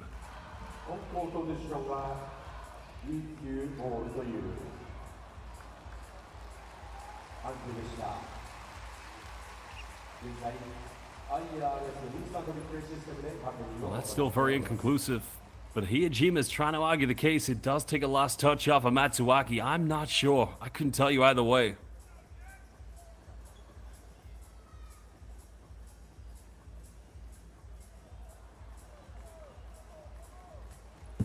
If they have another angle, I think that would be the better option. I just wonder, do they have an angle on the sideline that's facing towards both Matsuaki and Hiyajima? Because I don't know. Well, they've made a decision, so we'll find out what they say. Well, it's going to the BREX. Successful head coach challenge by Coach Coronel. And he goes over to his staff. And you can see, because of all these coaches challenges, even in the NBA, even in the PBA, most of the leagues now will have a video coordinator behind the bench and will give you their call of whether you should challenge or not. Turns out to be a good call that time for BREX. 8 seconds difference between game and shot clock, and an offensive foul is going to be called against Takashima. And a very unnecessary play, and that's going to be his 4th personal foul. Well, that's his youth showing there. Well, no Didn't have to panic do coming that. from Coach Zico. He'd have to be replaced, Josh. Oh, absolutely, yeah. And Lando's going to come back in. He's 2 for 3 from the three-point line. And I think, as you mentioned earlier, Anthony's one of the greatest three-point shooters in B.LEAGUE history.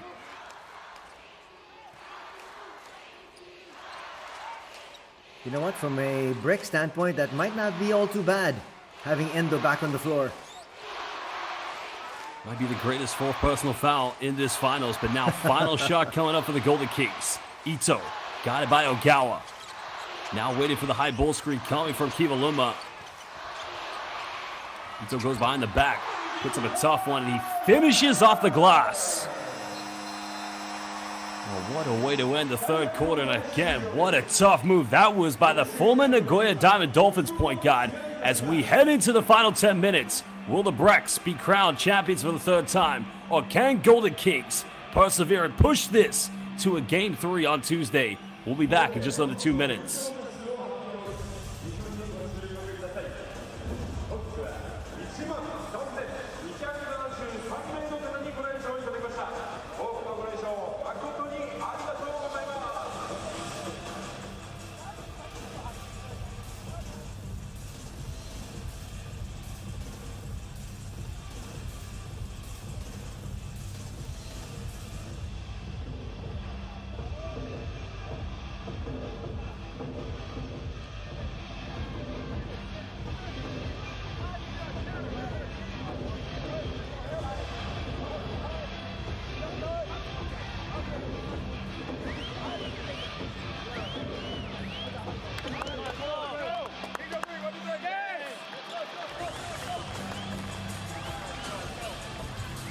Well, welcome back, everybody, live here at the Yokohama Arena for the 2025 B.LEAGUE Finals. It's the RYUKYU Golden Kings down by 1 in the series and down by 1 heading into the fourth quarter against the two-time champions, UTSUNOMIYA BREX.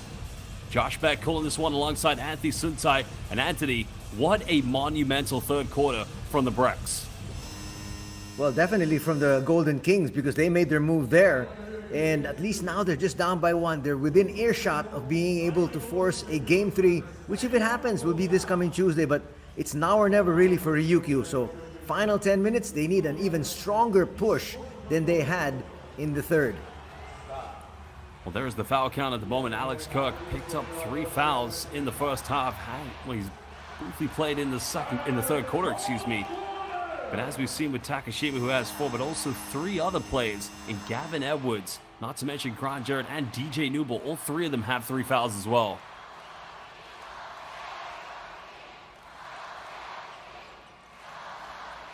Well, 3 reinforcements for UTSUNOMIYA BREX on the brink here. Well, it's going to be the BREX leading by 1. First possession, final 10 minutes of the season, or will we be going to a Game 3?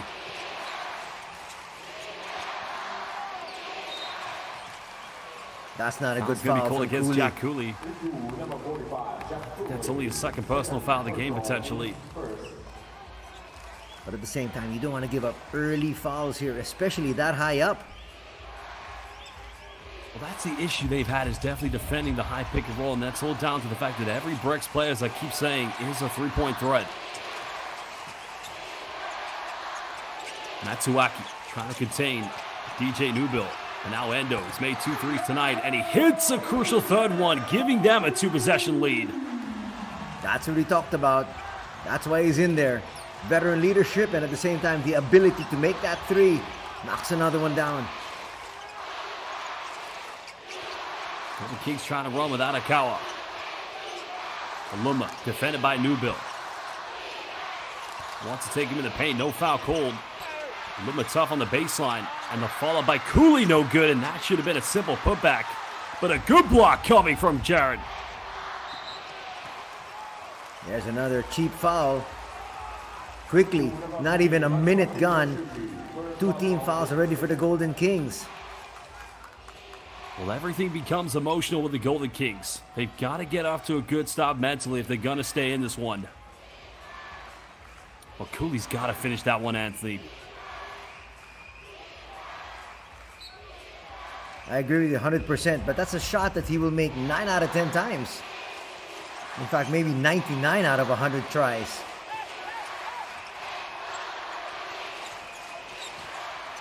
Newbill now working another high screen. Wants to go at Cooley. Bit of contact, can't finish. Another big offensive rebound here for the BREX.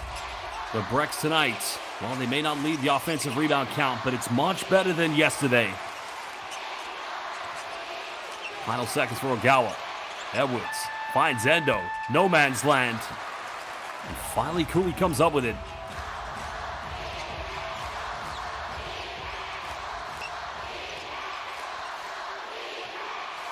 Well, they want to go to Aluma. Aluma in the paint. Defense crashes. Matsuwaki's got to put up a huge one, but Arakawa comes up with it. 17 offensive rebounds for the Golden Kings. Cooley, reverse layup, still can't finish. He's missed 2 from that exact spot. Well, Jared just gets pinned off the backboard. But BREX regain possession. Newbill almost turns it over, and he does just that. Arakawa comes up with it, keeps it inbound. Golden Kings have got to score here. Finds Aluma, bumps, goes in, and the Bull just refusing to obey the laws of gravity and still can't finish. Wow, those are 4 shots from point blank range, and they didn't get any one of them to drop. And the cool calm play here from BREX. Another 3, make it 4. And Golden Kings again survive.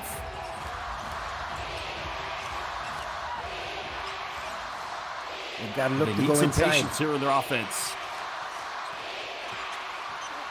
Arakawa goes for a deep one, and he hits it one more time, Anthony. This man hitting 2 crucial threes in this game. We mentioned they need to get something out of their guard play. I did mention Arakawa during the pregame, and he's come up with 2 big shots here. 7 threes tonight for the Golden Kings. Edwards may have got away. No, he didn't. He's gonna get called for the travel. And look at the reaction from assistant coach Sasanorio, the former head coach of the BREX, because now they have a chance with 6:37 to retake the lead. Well, a timeout is going to be called by head coach Zico Coronel. We'll be back in just under 60 seconds.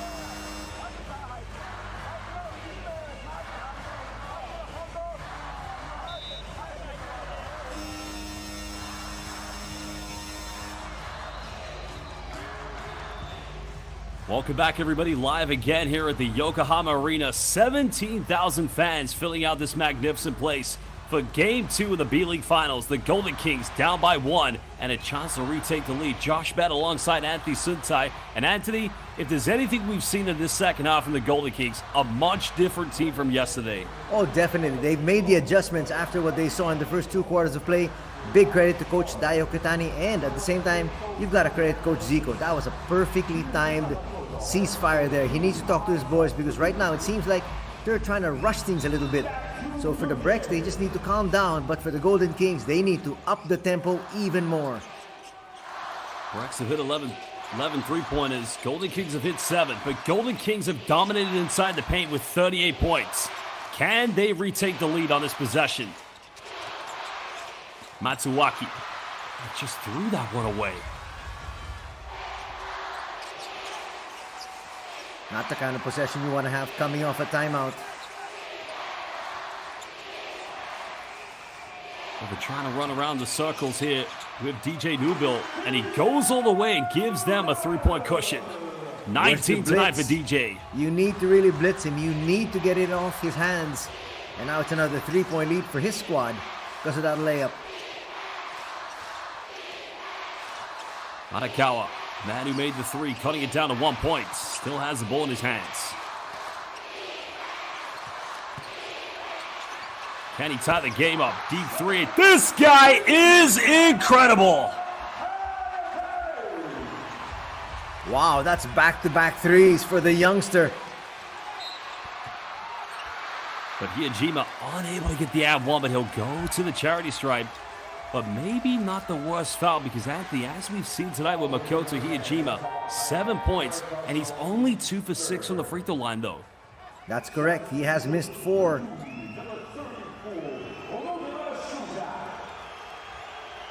Well, that gets the Okinawa spirit live here at the Yokohama Arena. The long 4-hour flight from the beautiful island of Yokohama, from Okinawa. But a third foul called against Arakawa. You like exactly what the veteran did. Makoto Hiyajima knew that Arakawa starting to get hot. What did he do? Attacks him defensively and says, you got to work on both ends. Oh, he missed another one. The man who played in the Australian NBL with the Brisbane Bullets but spent 5 magnificent seasons with the Mikawa Seahorses, the B-League MVP of 2018. Second one good, but has now only made 3 out of 8 from the charity stripe. Could that come back to haunt Makoto Hiyajima tonight? Golden Kings got to get it in bounds. Violation. Wow.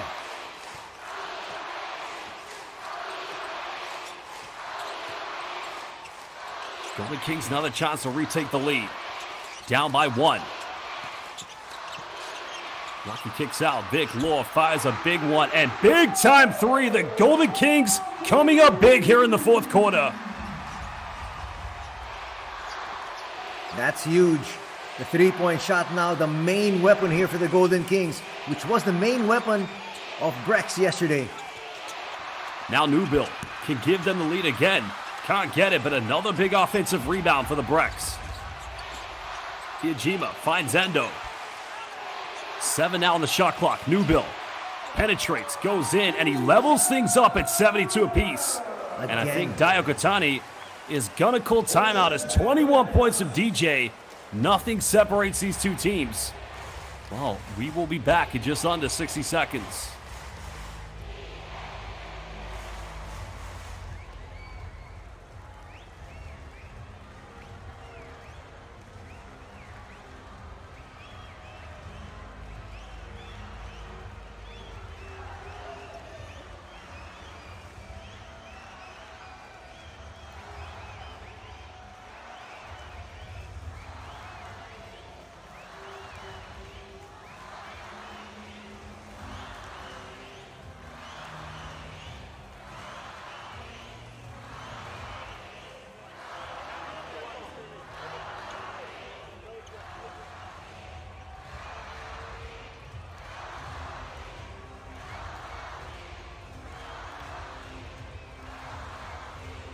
Well, that's the very interesting stat tonight. The Golden Kings, who have struggled immensely from the perimeter, especially in the first half and definitely last night, almost have as many three-pointers as the Golden Kings. And Vic Law, indeed by making that triple, becomes the third Golden Kings player to get into double figures.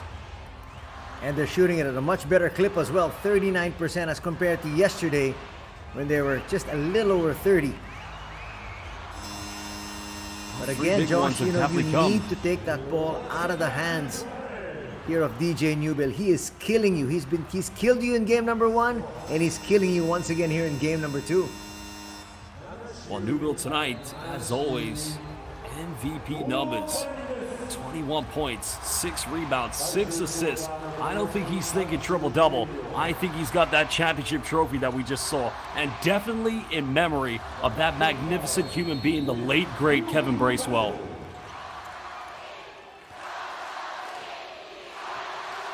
Just over 4.5 to go here in game 2. Golden Kings another chance to retake the lead. Rocky splits the defense. Spins around, goes in, counted. He's going to the free throw line, potentially for the three-point play. That's where they have the advantage. Rocky, much quicker, much taller, takes advantage inside that shaded area. Watch it here, terrific spin. Well, the way he's playing with these spin-outs, he reminds me of the greatest player in the history of Chinese Taipei basketball, Lin Chuchie. I mean, this guy, whether he goes on a screen, open court, he will attack the rim like the beast. That's a good comparison there. Chris, I know many Filipino fans absolutely love Lin Chuchie. I mean, well, I'm not quite sure why Takaki Kato has gone to the monitor for a review here. It can't be to study the foul because there was a foul. They've already put up the 2 points on the board. You can't also be looking at the game clock situation. Or can you? I wonder, are they going back and looking at Vic Law's three-pointer? Or maybe the one from Hayata Arakawa to check, was there a foot in the line? That's probably my only guess, because as you mentioned, they can't go back and review what's happened just previously, but I don't think any changes, drastic changes are going to be made. Masahiro Waki at the free throw line. Aluma's going to check in here together with Law. That gives him a lot of versatility, but not really too much offensive rebounding. Well, the three-point play unable to be converted. BREX down by 2. Iijima got it by Waki. Now can give them the lead. Doesn't get it. Law Towers with a big rebound. Golden Kings for the first time tonight looking for their first two-possession lead.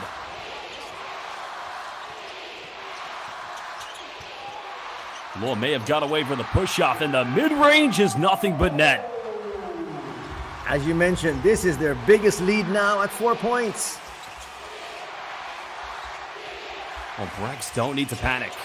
Still under 4 minutes. Plenty of time here. Now we're under 10 on the shot clock. Newbill got it by Aluma. Exactly where he wants him for this high pick and roll.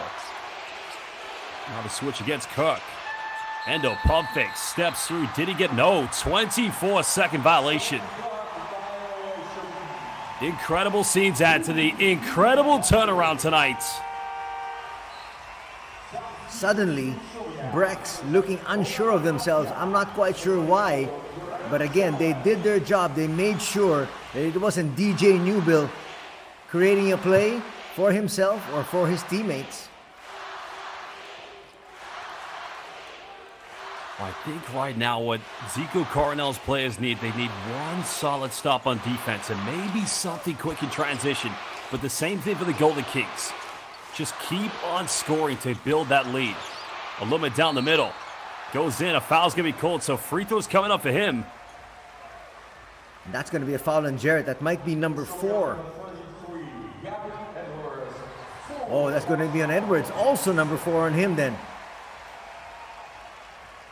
Well, Anthony, this team tonight, you got to remember, they led by as many as 14. Where has it gone wrong for the BREX? Well, it seems like I think they relaxed a little bit. That's for sure. No question about that one. At the same time, a lot of their players were in foul trouble. So you could see in and out of the game, they weren't able to get into any sort of rhythm, and that killed them offensively. Akiva Aluma, the man originally from Maryland, United States, played at Virginia Tech, started his pro career in the B-League with Niigata, spent 1 season playing in the Korean Basketball League. And the man who had to replace Alan Durham. Both free throws good. Now indeed, biggest lead of the finals here for the Golden Kings. Still a lot of time remaining here though. Let's see if the BREX can pick up the slack. 3 minutes away from championship number 3, or from game number 3. Good defense by Law, but an even better finish by Grant Jarrett. That's just better offense.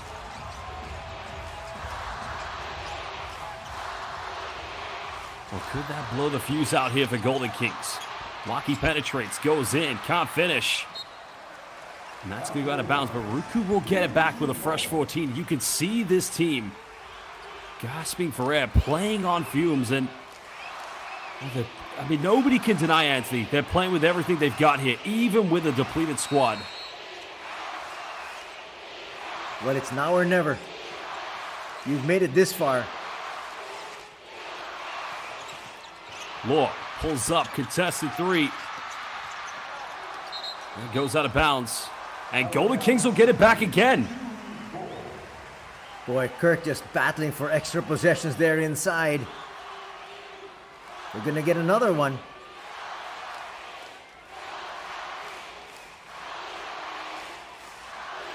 It's winning time. Let's see if Newbill can once again carry his squad to another W and the championship here today. Well, the bucket now will just relieve a bit more pressure on the Golden Kings. A stop for the BREX will give them belief. Aluma, 3. Another offensive rebound. Cook, another gets his own rebound. That's 3 consecutive offensive plays here for the Golden Kings. Final seconds. Aluma, got to make something happen now. Final seconds. Doesn't get it off in a 24-second violation. So tit for tat. Big defensive stop there from the BREX. Well, the BREX can indeed cut it down to a 1-possession ball game, maybe a 1-point deficit. As mentioned, 11 3-point field goals tonight from UTSUNOMIYA. But they don't need to rush anything. 2 minutes almost to go here in the 4th. The ball still in Newbill's hands. Now he's got the advantage here. Now. The foul's going to be called, so crucial free throws coming up for Gavin Edwards. Good foul there by Kirk, making sure there was no 3-point play. But again, you cannot leave Kirk on an island against Newbill because he'll just blow past the defense there and then create, which is what he did. And I think that's the scenario the Golden Kings would much rather have is, have him penetrate because you know how deadly he is with a step-back three-pointer. Edwards makes the first free throw.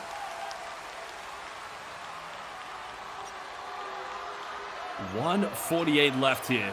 Who would have thought how this game was progressing in the early stages that we would get to this level?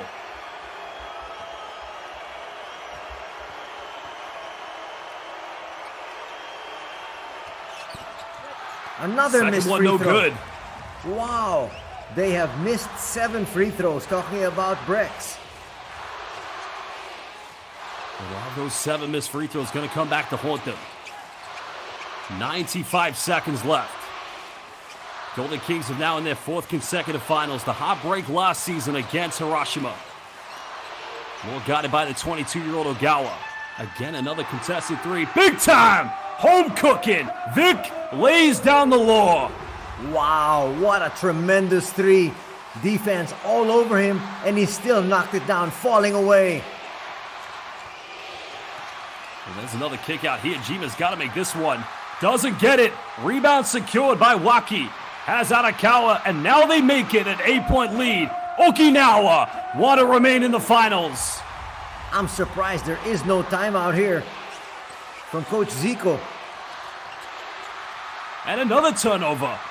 Well, the BREX, Arakawa, and for the first time in the 2025 B.LEAGUE Finals, the RYUKYU Golden Kings have a double-digit lead. And Anthony, they will push this to 2 words every B.LEAGUE fan loves to hear. Game 3. Again, Josh, I'm surprised there was no timeout coming from BREX. It looked like they were in shambles in terms of what they knew they wanted to do offensively. No timeout whatsoever from Coach Zico. And all of a sudden, things have just fallen apart here for Utsunomiya. But truly incredible scenes here at the Yokohama Arena. I mean, this is a rematch of the 2022 finals. And, I've got to tell you, I said this at the end of the broadcast in Game 1. When RYUKYU Golden Kings won Game 1, it then became the Dragonfly show in Games 2 and 3. It hasn't quite been the same case throughout this game, but it's almost like now it's becoming a curse. You win Game 1 in Okinawa, you've got to be ready in Game 2. But again, credit to the shot making there of Vic Law. That really started it. And then Arakawa, not wanting to just hold on to the basketball, they pushed the pace and they still scored some easy baskets. They got another 4 points. And so aside from just being up by 6, they're now up by double digits, and this game is practically over. And Anthony, my friend, I'm going to quote you at the end of Game 1. You looked at the 3-point stats, and you said if Golden Kings can match that, they'll win Game 2. And you were absolutely right. 10 3-point field goals for the RYUKYU Golden Kings, 11 for the BREX, and right now they are 51 seconds from pushing this to Game 3, which will be on Tuesday night. Mathematically, for the BREX, still possible here. But again, if they called the timeout when they were only down by 6, maybe, just maybe. But let's see. Couple of threes here, get them right back in it. Well, there's a pump fake by Newbill. Takes this one, can't get it. Goes out of bounds, and RYUKYU Golden Kings will get it back with 44.5. You can feel the Okinawa spirit here in Yokohama. So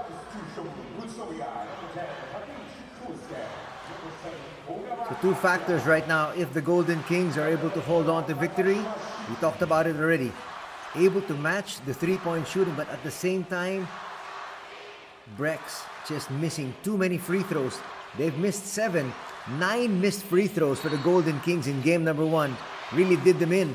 And now it seems like that free throws missed by Utsunomiya will give them a loss here in game number 2. Well, you got to credit this man, Hayata Arakawa, making three crucial and imperative 3-point field goals that really did turn the tide of this game. Moore comes up with it. No foul called, and now makes it a 12-point lead. And that might just do it. Well, it might have been done a while ago, but Anthony, well, don't make any plans on Tuesday night, my friend. That's for sure. As early as now, we'd like to invite everybody. Game number 3 of the B.LEAGUE Finals will be on Tuesday evening. Well, to all the fans watching live in Okinawa and all over Japan, Ayasumi Nasai, Okinawa, sayonara, and we'll see you on Tuesday night as Golden Kings push the 2025 B-League Finals to a Game 3. Anthony, what an incredible comeback by the champions of 2023 RYUKYU Golden Kings. And they did all of that without their main big man, Jack Cooley. He was on the bench for majority of the fourth. That's where they made their run. A big shot here from Vic Law. From the corner, that really just opened the floodgates. And of course, we can't forget Hayate Arakawa, the 27-year-old, was able to come up with stellar play. We said they need good guard play for the Kings, and Arakawa rang the bell there. Arakawa's three-point shooting tonight made him the fourth player in double figures for the RYUKYU Golden Kings, of which only 3 happened for the BREX tonight, but a phenomenal turnaround. Vic Law, only 2 points in the first half, 17 in the second half, and he really stepped up. And I think, as you mentioned, if you shoot well from the perimeter, but also if you don't shoot well from the free throw line, it could or could not be your day. Well, there indeed, Game 3 will be on Tuesday night local time here in Japan at the Yokohama Arena, 7:05, and you can watch it live on B.LEAGUE International. Well, Anthony, I didn't think we were looking at a Game 3 in the first half, but my goodness gracious, the Okinawa Spirit, a team who's gone to 4 consecutive B.LEAGUE finals, have prevailed. They did it together, but you've got to give credit, as we already mentioned. Hayate Arakawa has got to be the unsung hero of Okinawa. I totally agree with you. Obviously, with a 14-point lead at 37-23, it looked like there's going to be all BREX here this afternoon. But suddenly a collapse in the third, and then an even bigger collapse in the fourth really did them in. They only scored 11 points here in the fourth quarter, which is supposed to be the payoff quarter. Well, the BREX, they came out flying with confidence. You could clearly see that this was a team destined and determined to win not only their 3rd B-League championship, but book those tickets to Dubai for the 2025 FIBA Basketball Champions League Asia. Well, they'll still have a chance, but Golden Kings, who couldn't do it last year and get to Dubai last summer, have an opportunity. And I think crucial, you mentioned not having Jack Cooley, and look what he means to the fan base of Okinawa, but they did it without their star point guard, one of the very best in the B-League, Ryuichi Kishimoto. The good thing for these two teams, it's going to be a day's rest, and then we'll get the very best in both of them on Tuesday night. You can see Jack Cooley acknowledging the crowd, went inside, talking to a lot of the fans, saying, yes, you pushed us to this victory. Well, we're going to hear from head coach Daya Katani and probably Vic Law, the player of the game, and probably some other players. But let's listen now. We'll get this translated. 見事な逆転勝利となりました。今どんな思いでしょうか。いや、そうですね。前半かなりフラストレーション溜まってたんですけど、まあ本当我慢しながら、一桁で終われて、でその中で颯がエクスファクターになってくれてね、まあこういう風なゲーム持ってってくれたんで、まあ本当選手信じてね良かったなと思います。ベンチメンバーの見事な活躍もありました。どう見ていらっしゃいますか。いや本当にスタートが1クォーターもなかなかねうまくいかなかったんですけど、まあその中で本当にみんなで掴んだ勝利だと思います。さあ第3戦チャンピオンに向けてお願いいたします。そうですね。もう一回しっかり休んで、まあ今日ねちょっと出だし気持ちよくさせてしまったところがあるんで、もう一回40分間しっかり集中して戦えるようにしたいと思います。おめでとうございました。ありがとうございました。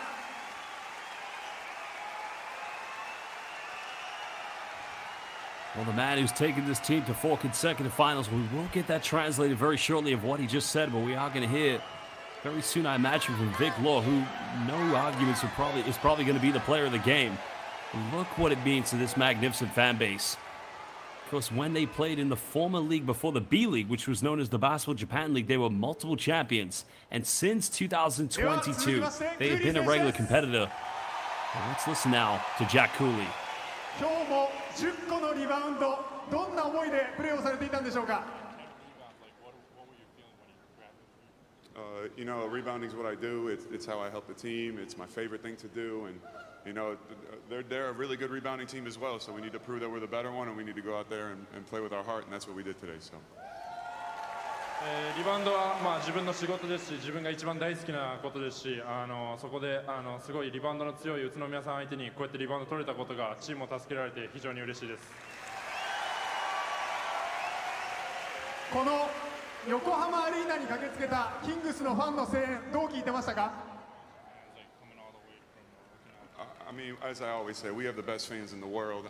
All these other teams can take a train to get here. We got to fly, taxi, bus. We have to do everything to get here. And all these fans, every single championship are here. And they're better than anyone else in the world. So I thank you guys all so much. いつも言うようにキングスは世界一のファンがいますし、横浜アリーナまで飛行機乗ってバス乗ってタクシー乗って他のチームは電車とかで来ると思うんですけど、こうやって遠いところ駆けつけてくれるのが本当に大好きですし、このファンがいてこそのキングスだと思います。最後にチャンピオンに向けて意気込みお願いします。We only got one game left. We played 84 games this season, and number 85 is going to be the one we play the hardest in. So I'm excited for this, and everything we got, we're going to give it out on Tuesday. So I'm excited. ここまで84試合プレーしてきて85試合目で本当に最後のゲームなので自分たちの持っている全てを出し切ってその頂点取りに行きたいと思います。ありがとうございました。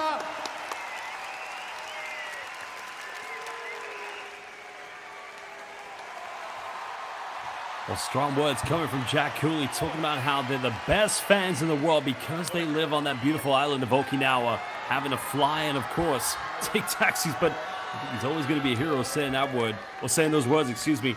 I think now we're going to hear from Vic Law. We will get previously translated words from Dayo Katani very soon.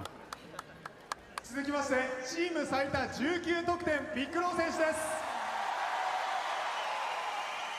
第4クォーターエナジー全開の素晴らしいプレーでした。どんな思いでプレーをされていたんでしょうか？ I just felt really good that our bench really came to play. I mean, it should really be Hayate Arakawa up here talking.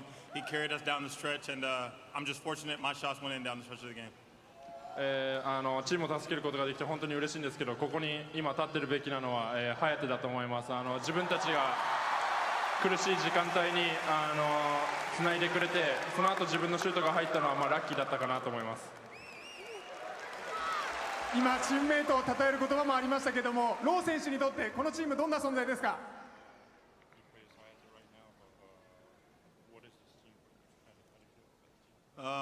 This team means a lot. You know, I think I'm just like every Okinawan. You know, we have our purpose.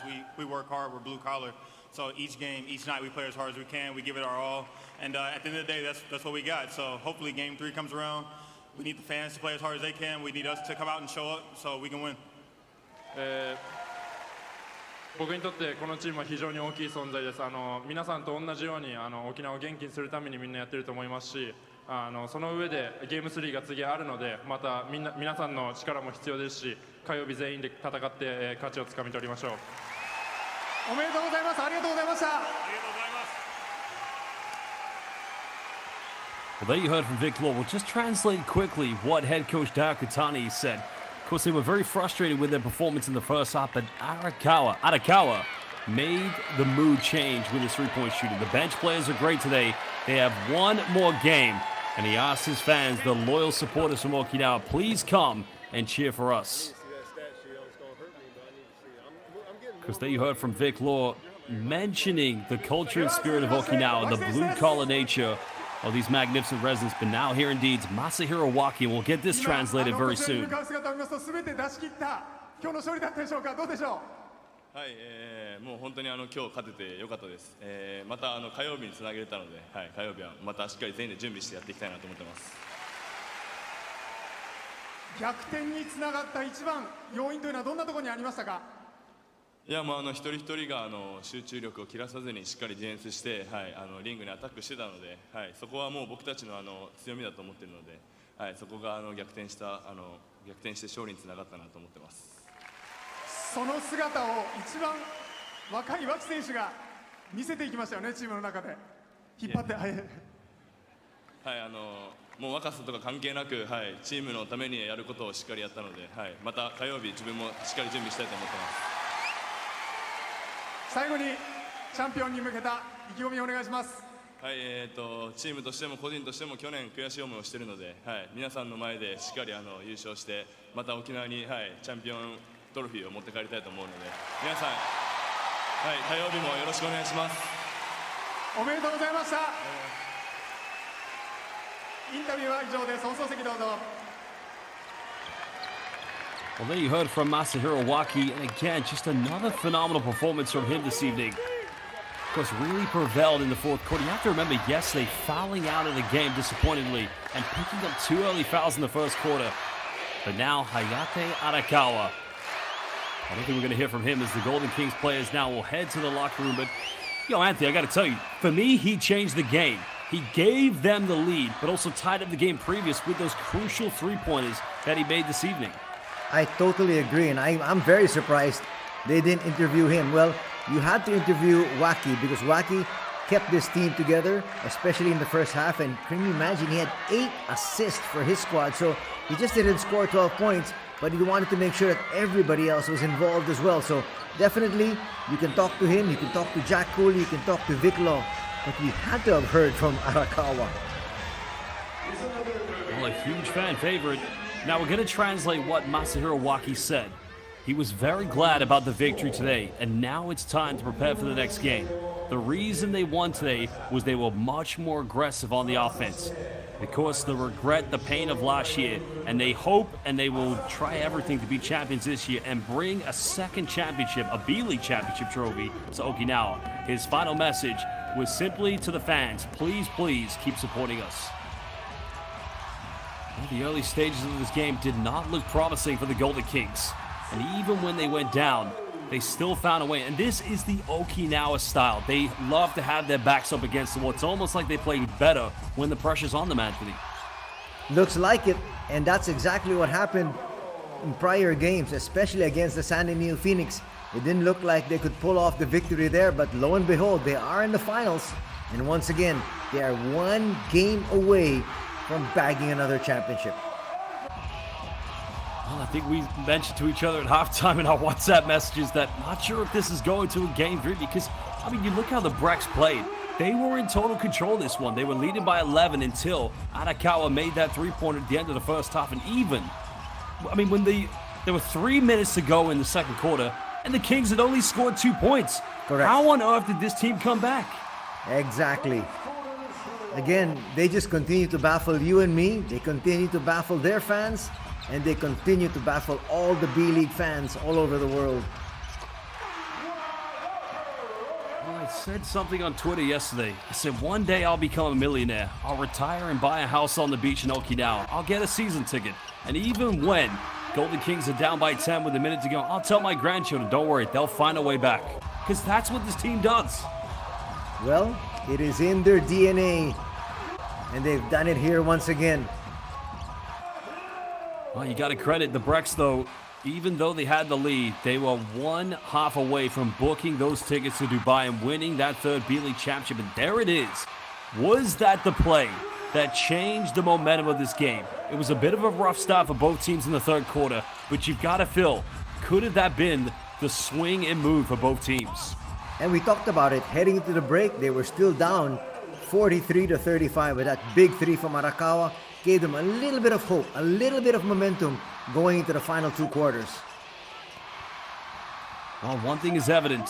If your three-pointers drop in the finals, you're going to win. If your free throws don't drop, well, you're definitely going to lose. We've seen that here in both games 1 and 2, and that was a crucial three-point. That cut it down to a 3-point lead. But even after this, the BREX still were in total control. Masahiro Waki, some big moments, finding Cooley many times in the 3rd quarter. It was inside the paint. And at one point, they were leading 38-28 in terms of points inside the key. And you can see just the belief in themselves. Masuaki actually didn't have too many opportunities for threes, but whenever he was open, he still took the shots and made them.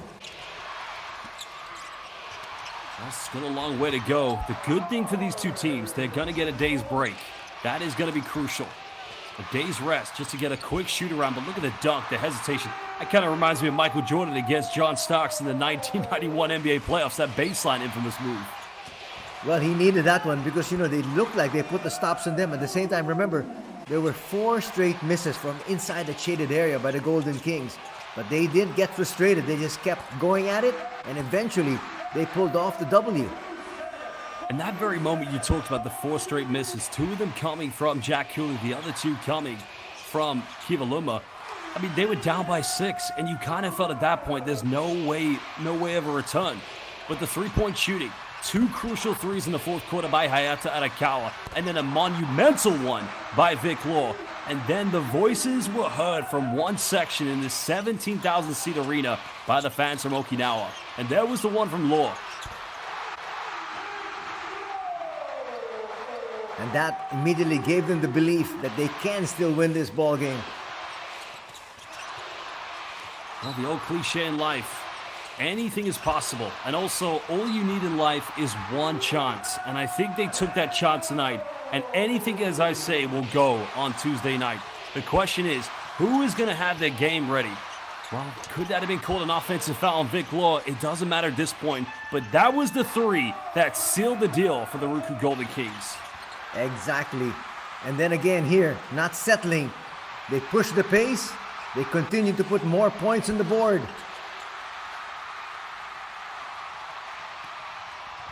Well, I don't know about you, but I think Game 3 is going to go right down to the wire. If we took everything from Game 1, me especially, I was thinking the BREX have this. They'll wrap this up tonight. But clearly, the Golden Kings not going down without a fight. Well, we expected that, and I'm sure even BREX did. But at the same time, I didn't expect the fact that BREX gave up a little bit too early. And they also relaxed a little bit too early, as we see Takumi Sato there as part of the coverage. Well, we had Sei Ando yesterday. Of course, great to see so many B-League legends coming in on the broadcast. And maybe if we're lucky one day, we'll get the chance to call a game beside them. But I probably would like to know their thoughts. Because there in the middle is the head coach of the Hiroshima Dragonflies. And I just wonder, what are they... I'm looking at the expression from Saito at the moment. He probably can't believe it either. Oh, that's for sure. Everybody expected this to be a cakewalk for BREX, especially once they got to 14-point lead in the first half.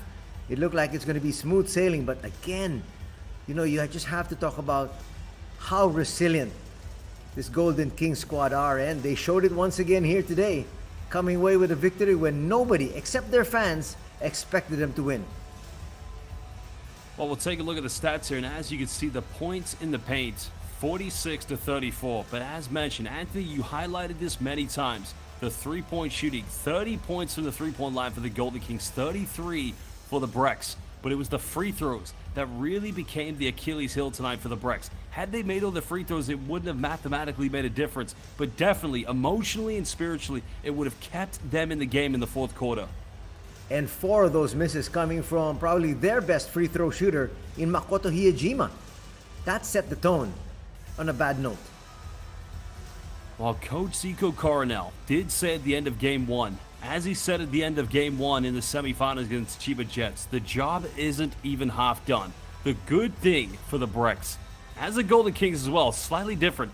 They've both gone through this where they've split Games 1 and 2 already here in the playoffs. So I couldn't know what to expect. The only thing I would imagine is BREX, the depth is obviously a little bit bigger, a little bit greater, but the Golden Kings with their resilience, a 4th consecutive finals, is destiny going to be on the side of the BREX or the Golden Kings? Well, really hard to tell, but when you talked about depth, you know, I agree with you. It looks like BREX have a little bit more, but coming up with bigger bench points, 31 as compared to 12, were the Golden Kings here tonight. Well, DJ Newbill, 3 rebounds and 3 assists away from a triple-double. And when he had those numbers deep in the third, I was thinking, he's not thinking about that. He's thinking about finally getting his hands on a first B-League championship. Vic Law, as I mentioned, only 2 points in the first half, but a crucial second half, especially in the fourth quarter. And Kivaluma, a man who didn't feature in Games 2 and 3 against San Antonio Phoenix. Anthony, my goodness gracious, how great is it for him to be back for the Okinawa fans? Oh, that's really exceptional, because we said they need to become more assertive. Aluma, we called him out, and he had to really become a force, and he was a force for his squad today. Well, it's been a great postseason. The BREX going through the Mikawa Seahorses, and then the challenge from the team who I thought were going to be given the B-League trophy, the Chiba Jets, while Golden Kings had to battle Shimane Susanna Magic, and then a trip against at Sushi Ono's Rising Santa Neo Phoenix. And here we are at the Yokohama Arena. Game 3, it's on Tuesday night. We're going to have a day's rest. But again, Anthony, any final thoughts from you? Nothing much, but to invite everybody, please join us on Tuesday because we promise you it's going to be the best game of the entire B-League season. Well, basketball fans, it's unfortunately that time of day where we have to part ways with you. But of course, for those watching on B-League International, we would like to say thank you for joining us. But for now, it's goodbye, good night, and God bless. We'll see you for Game 3 on Tuesday.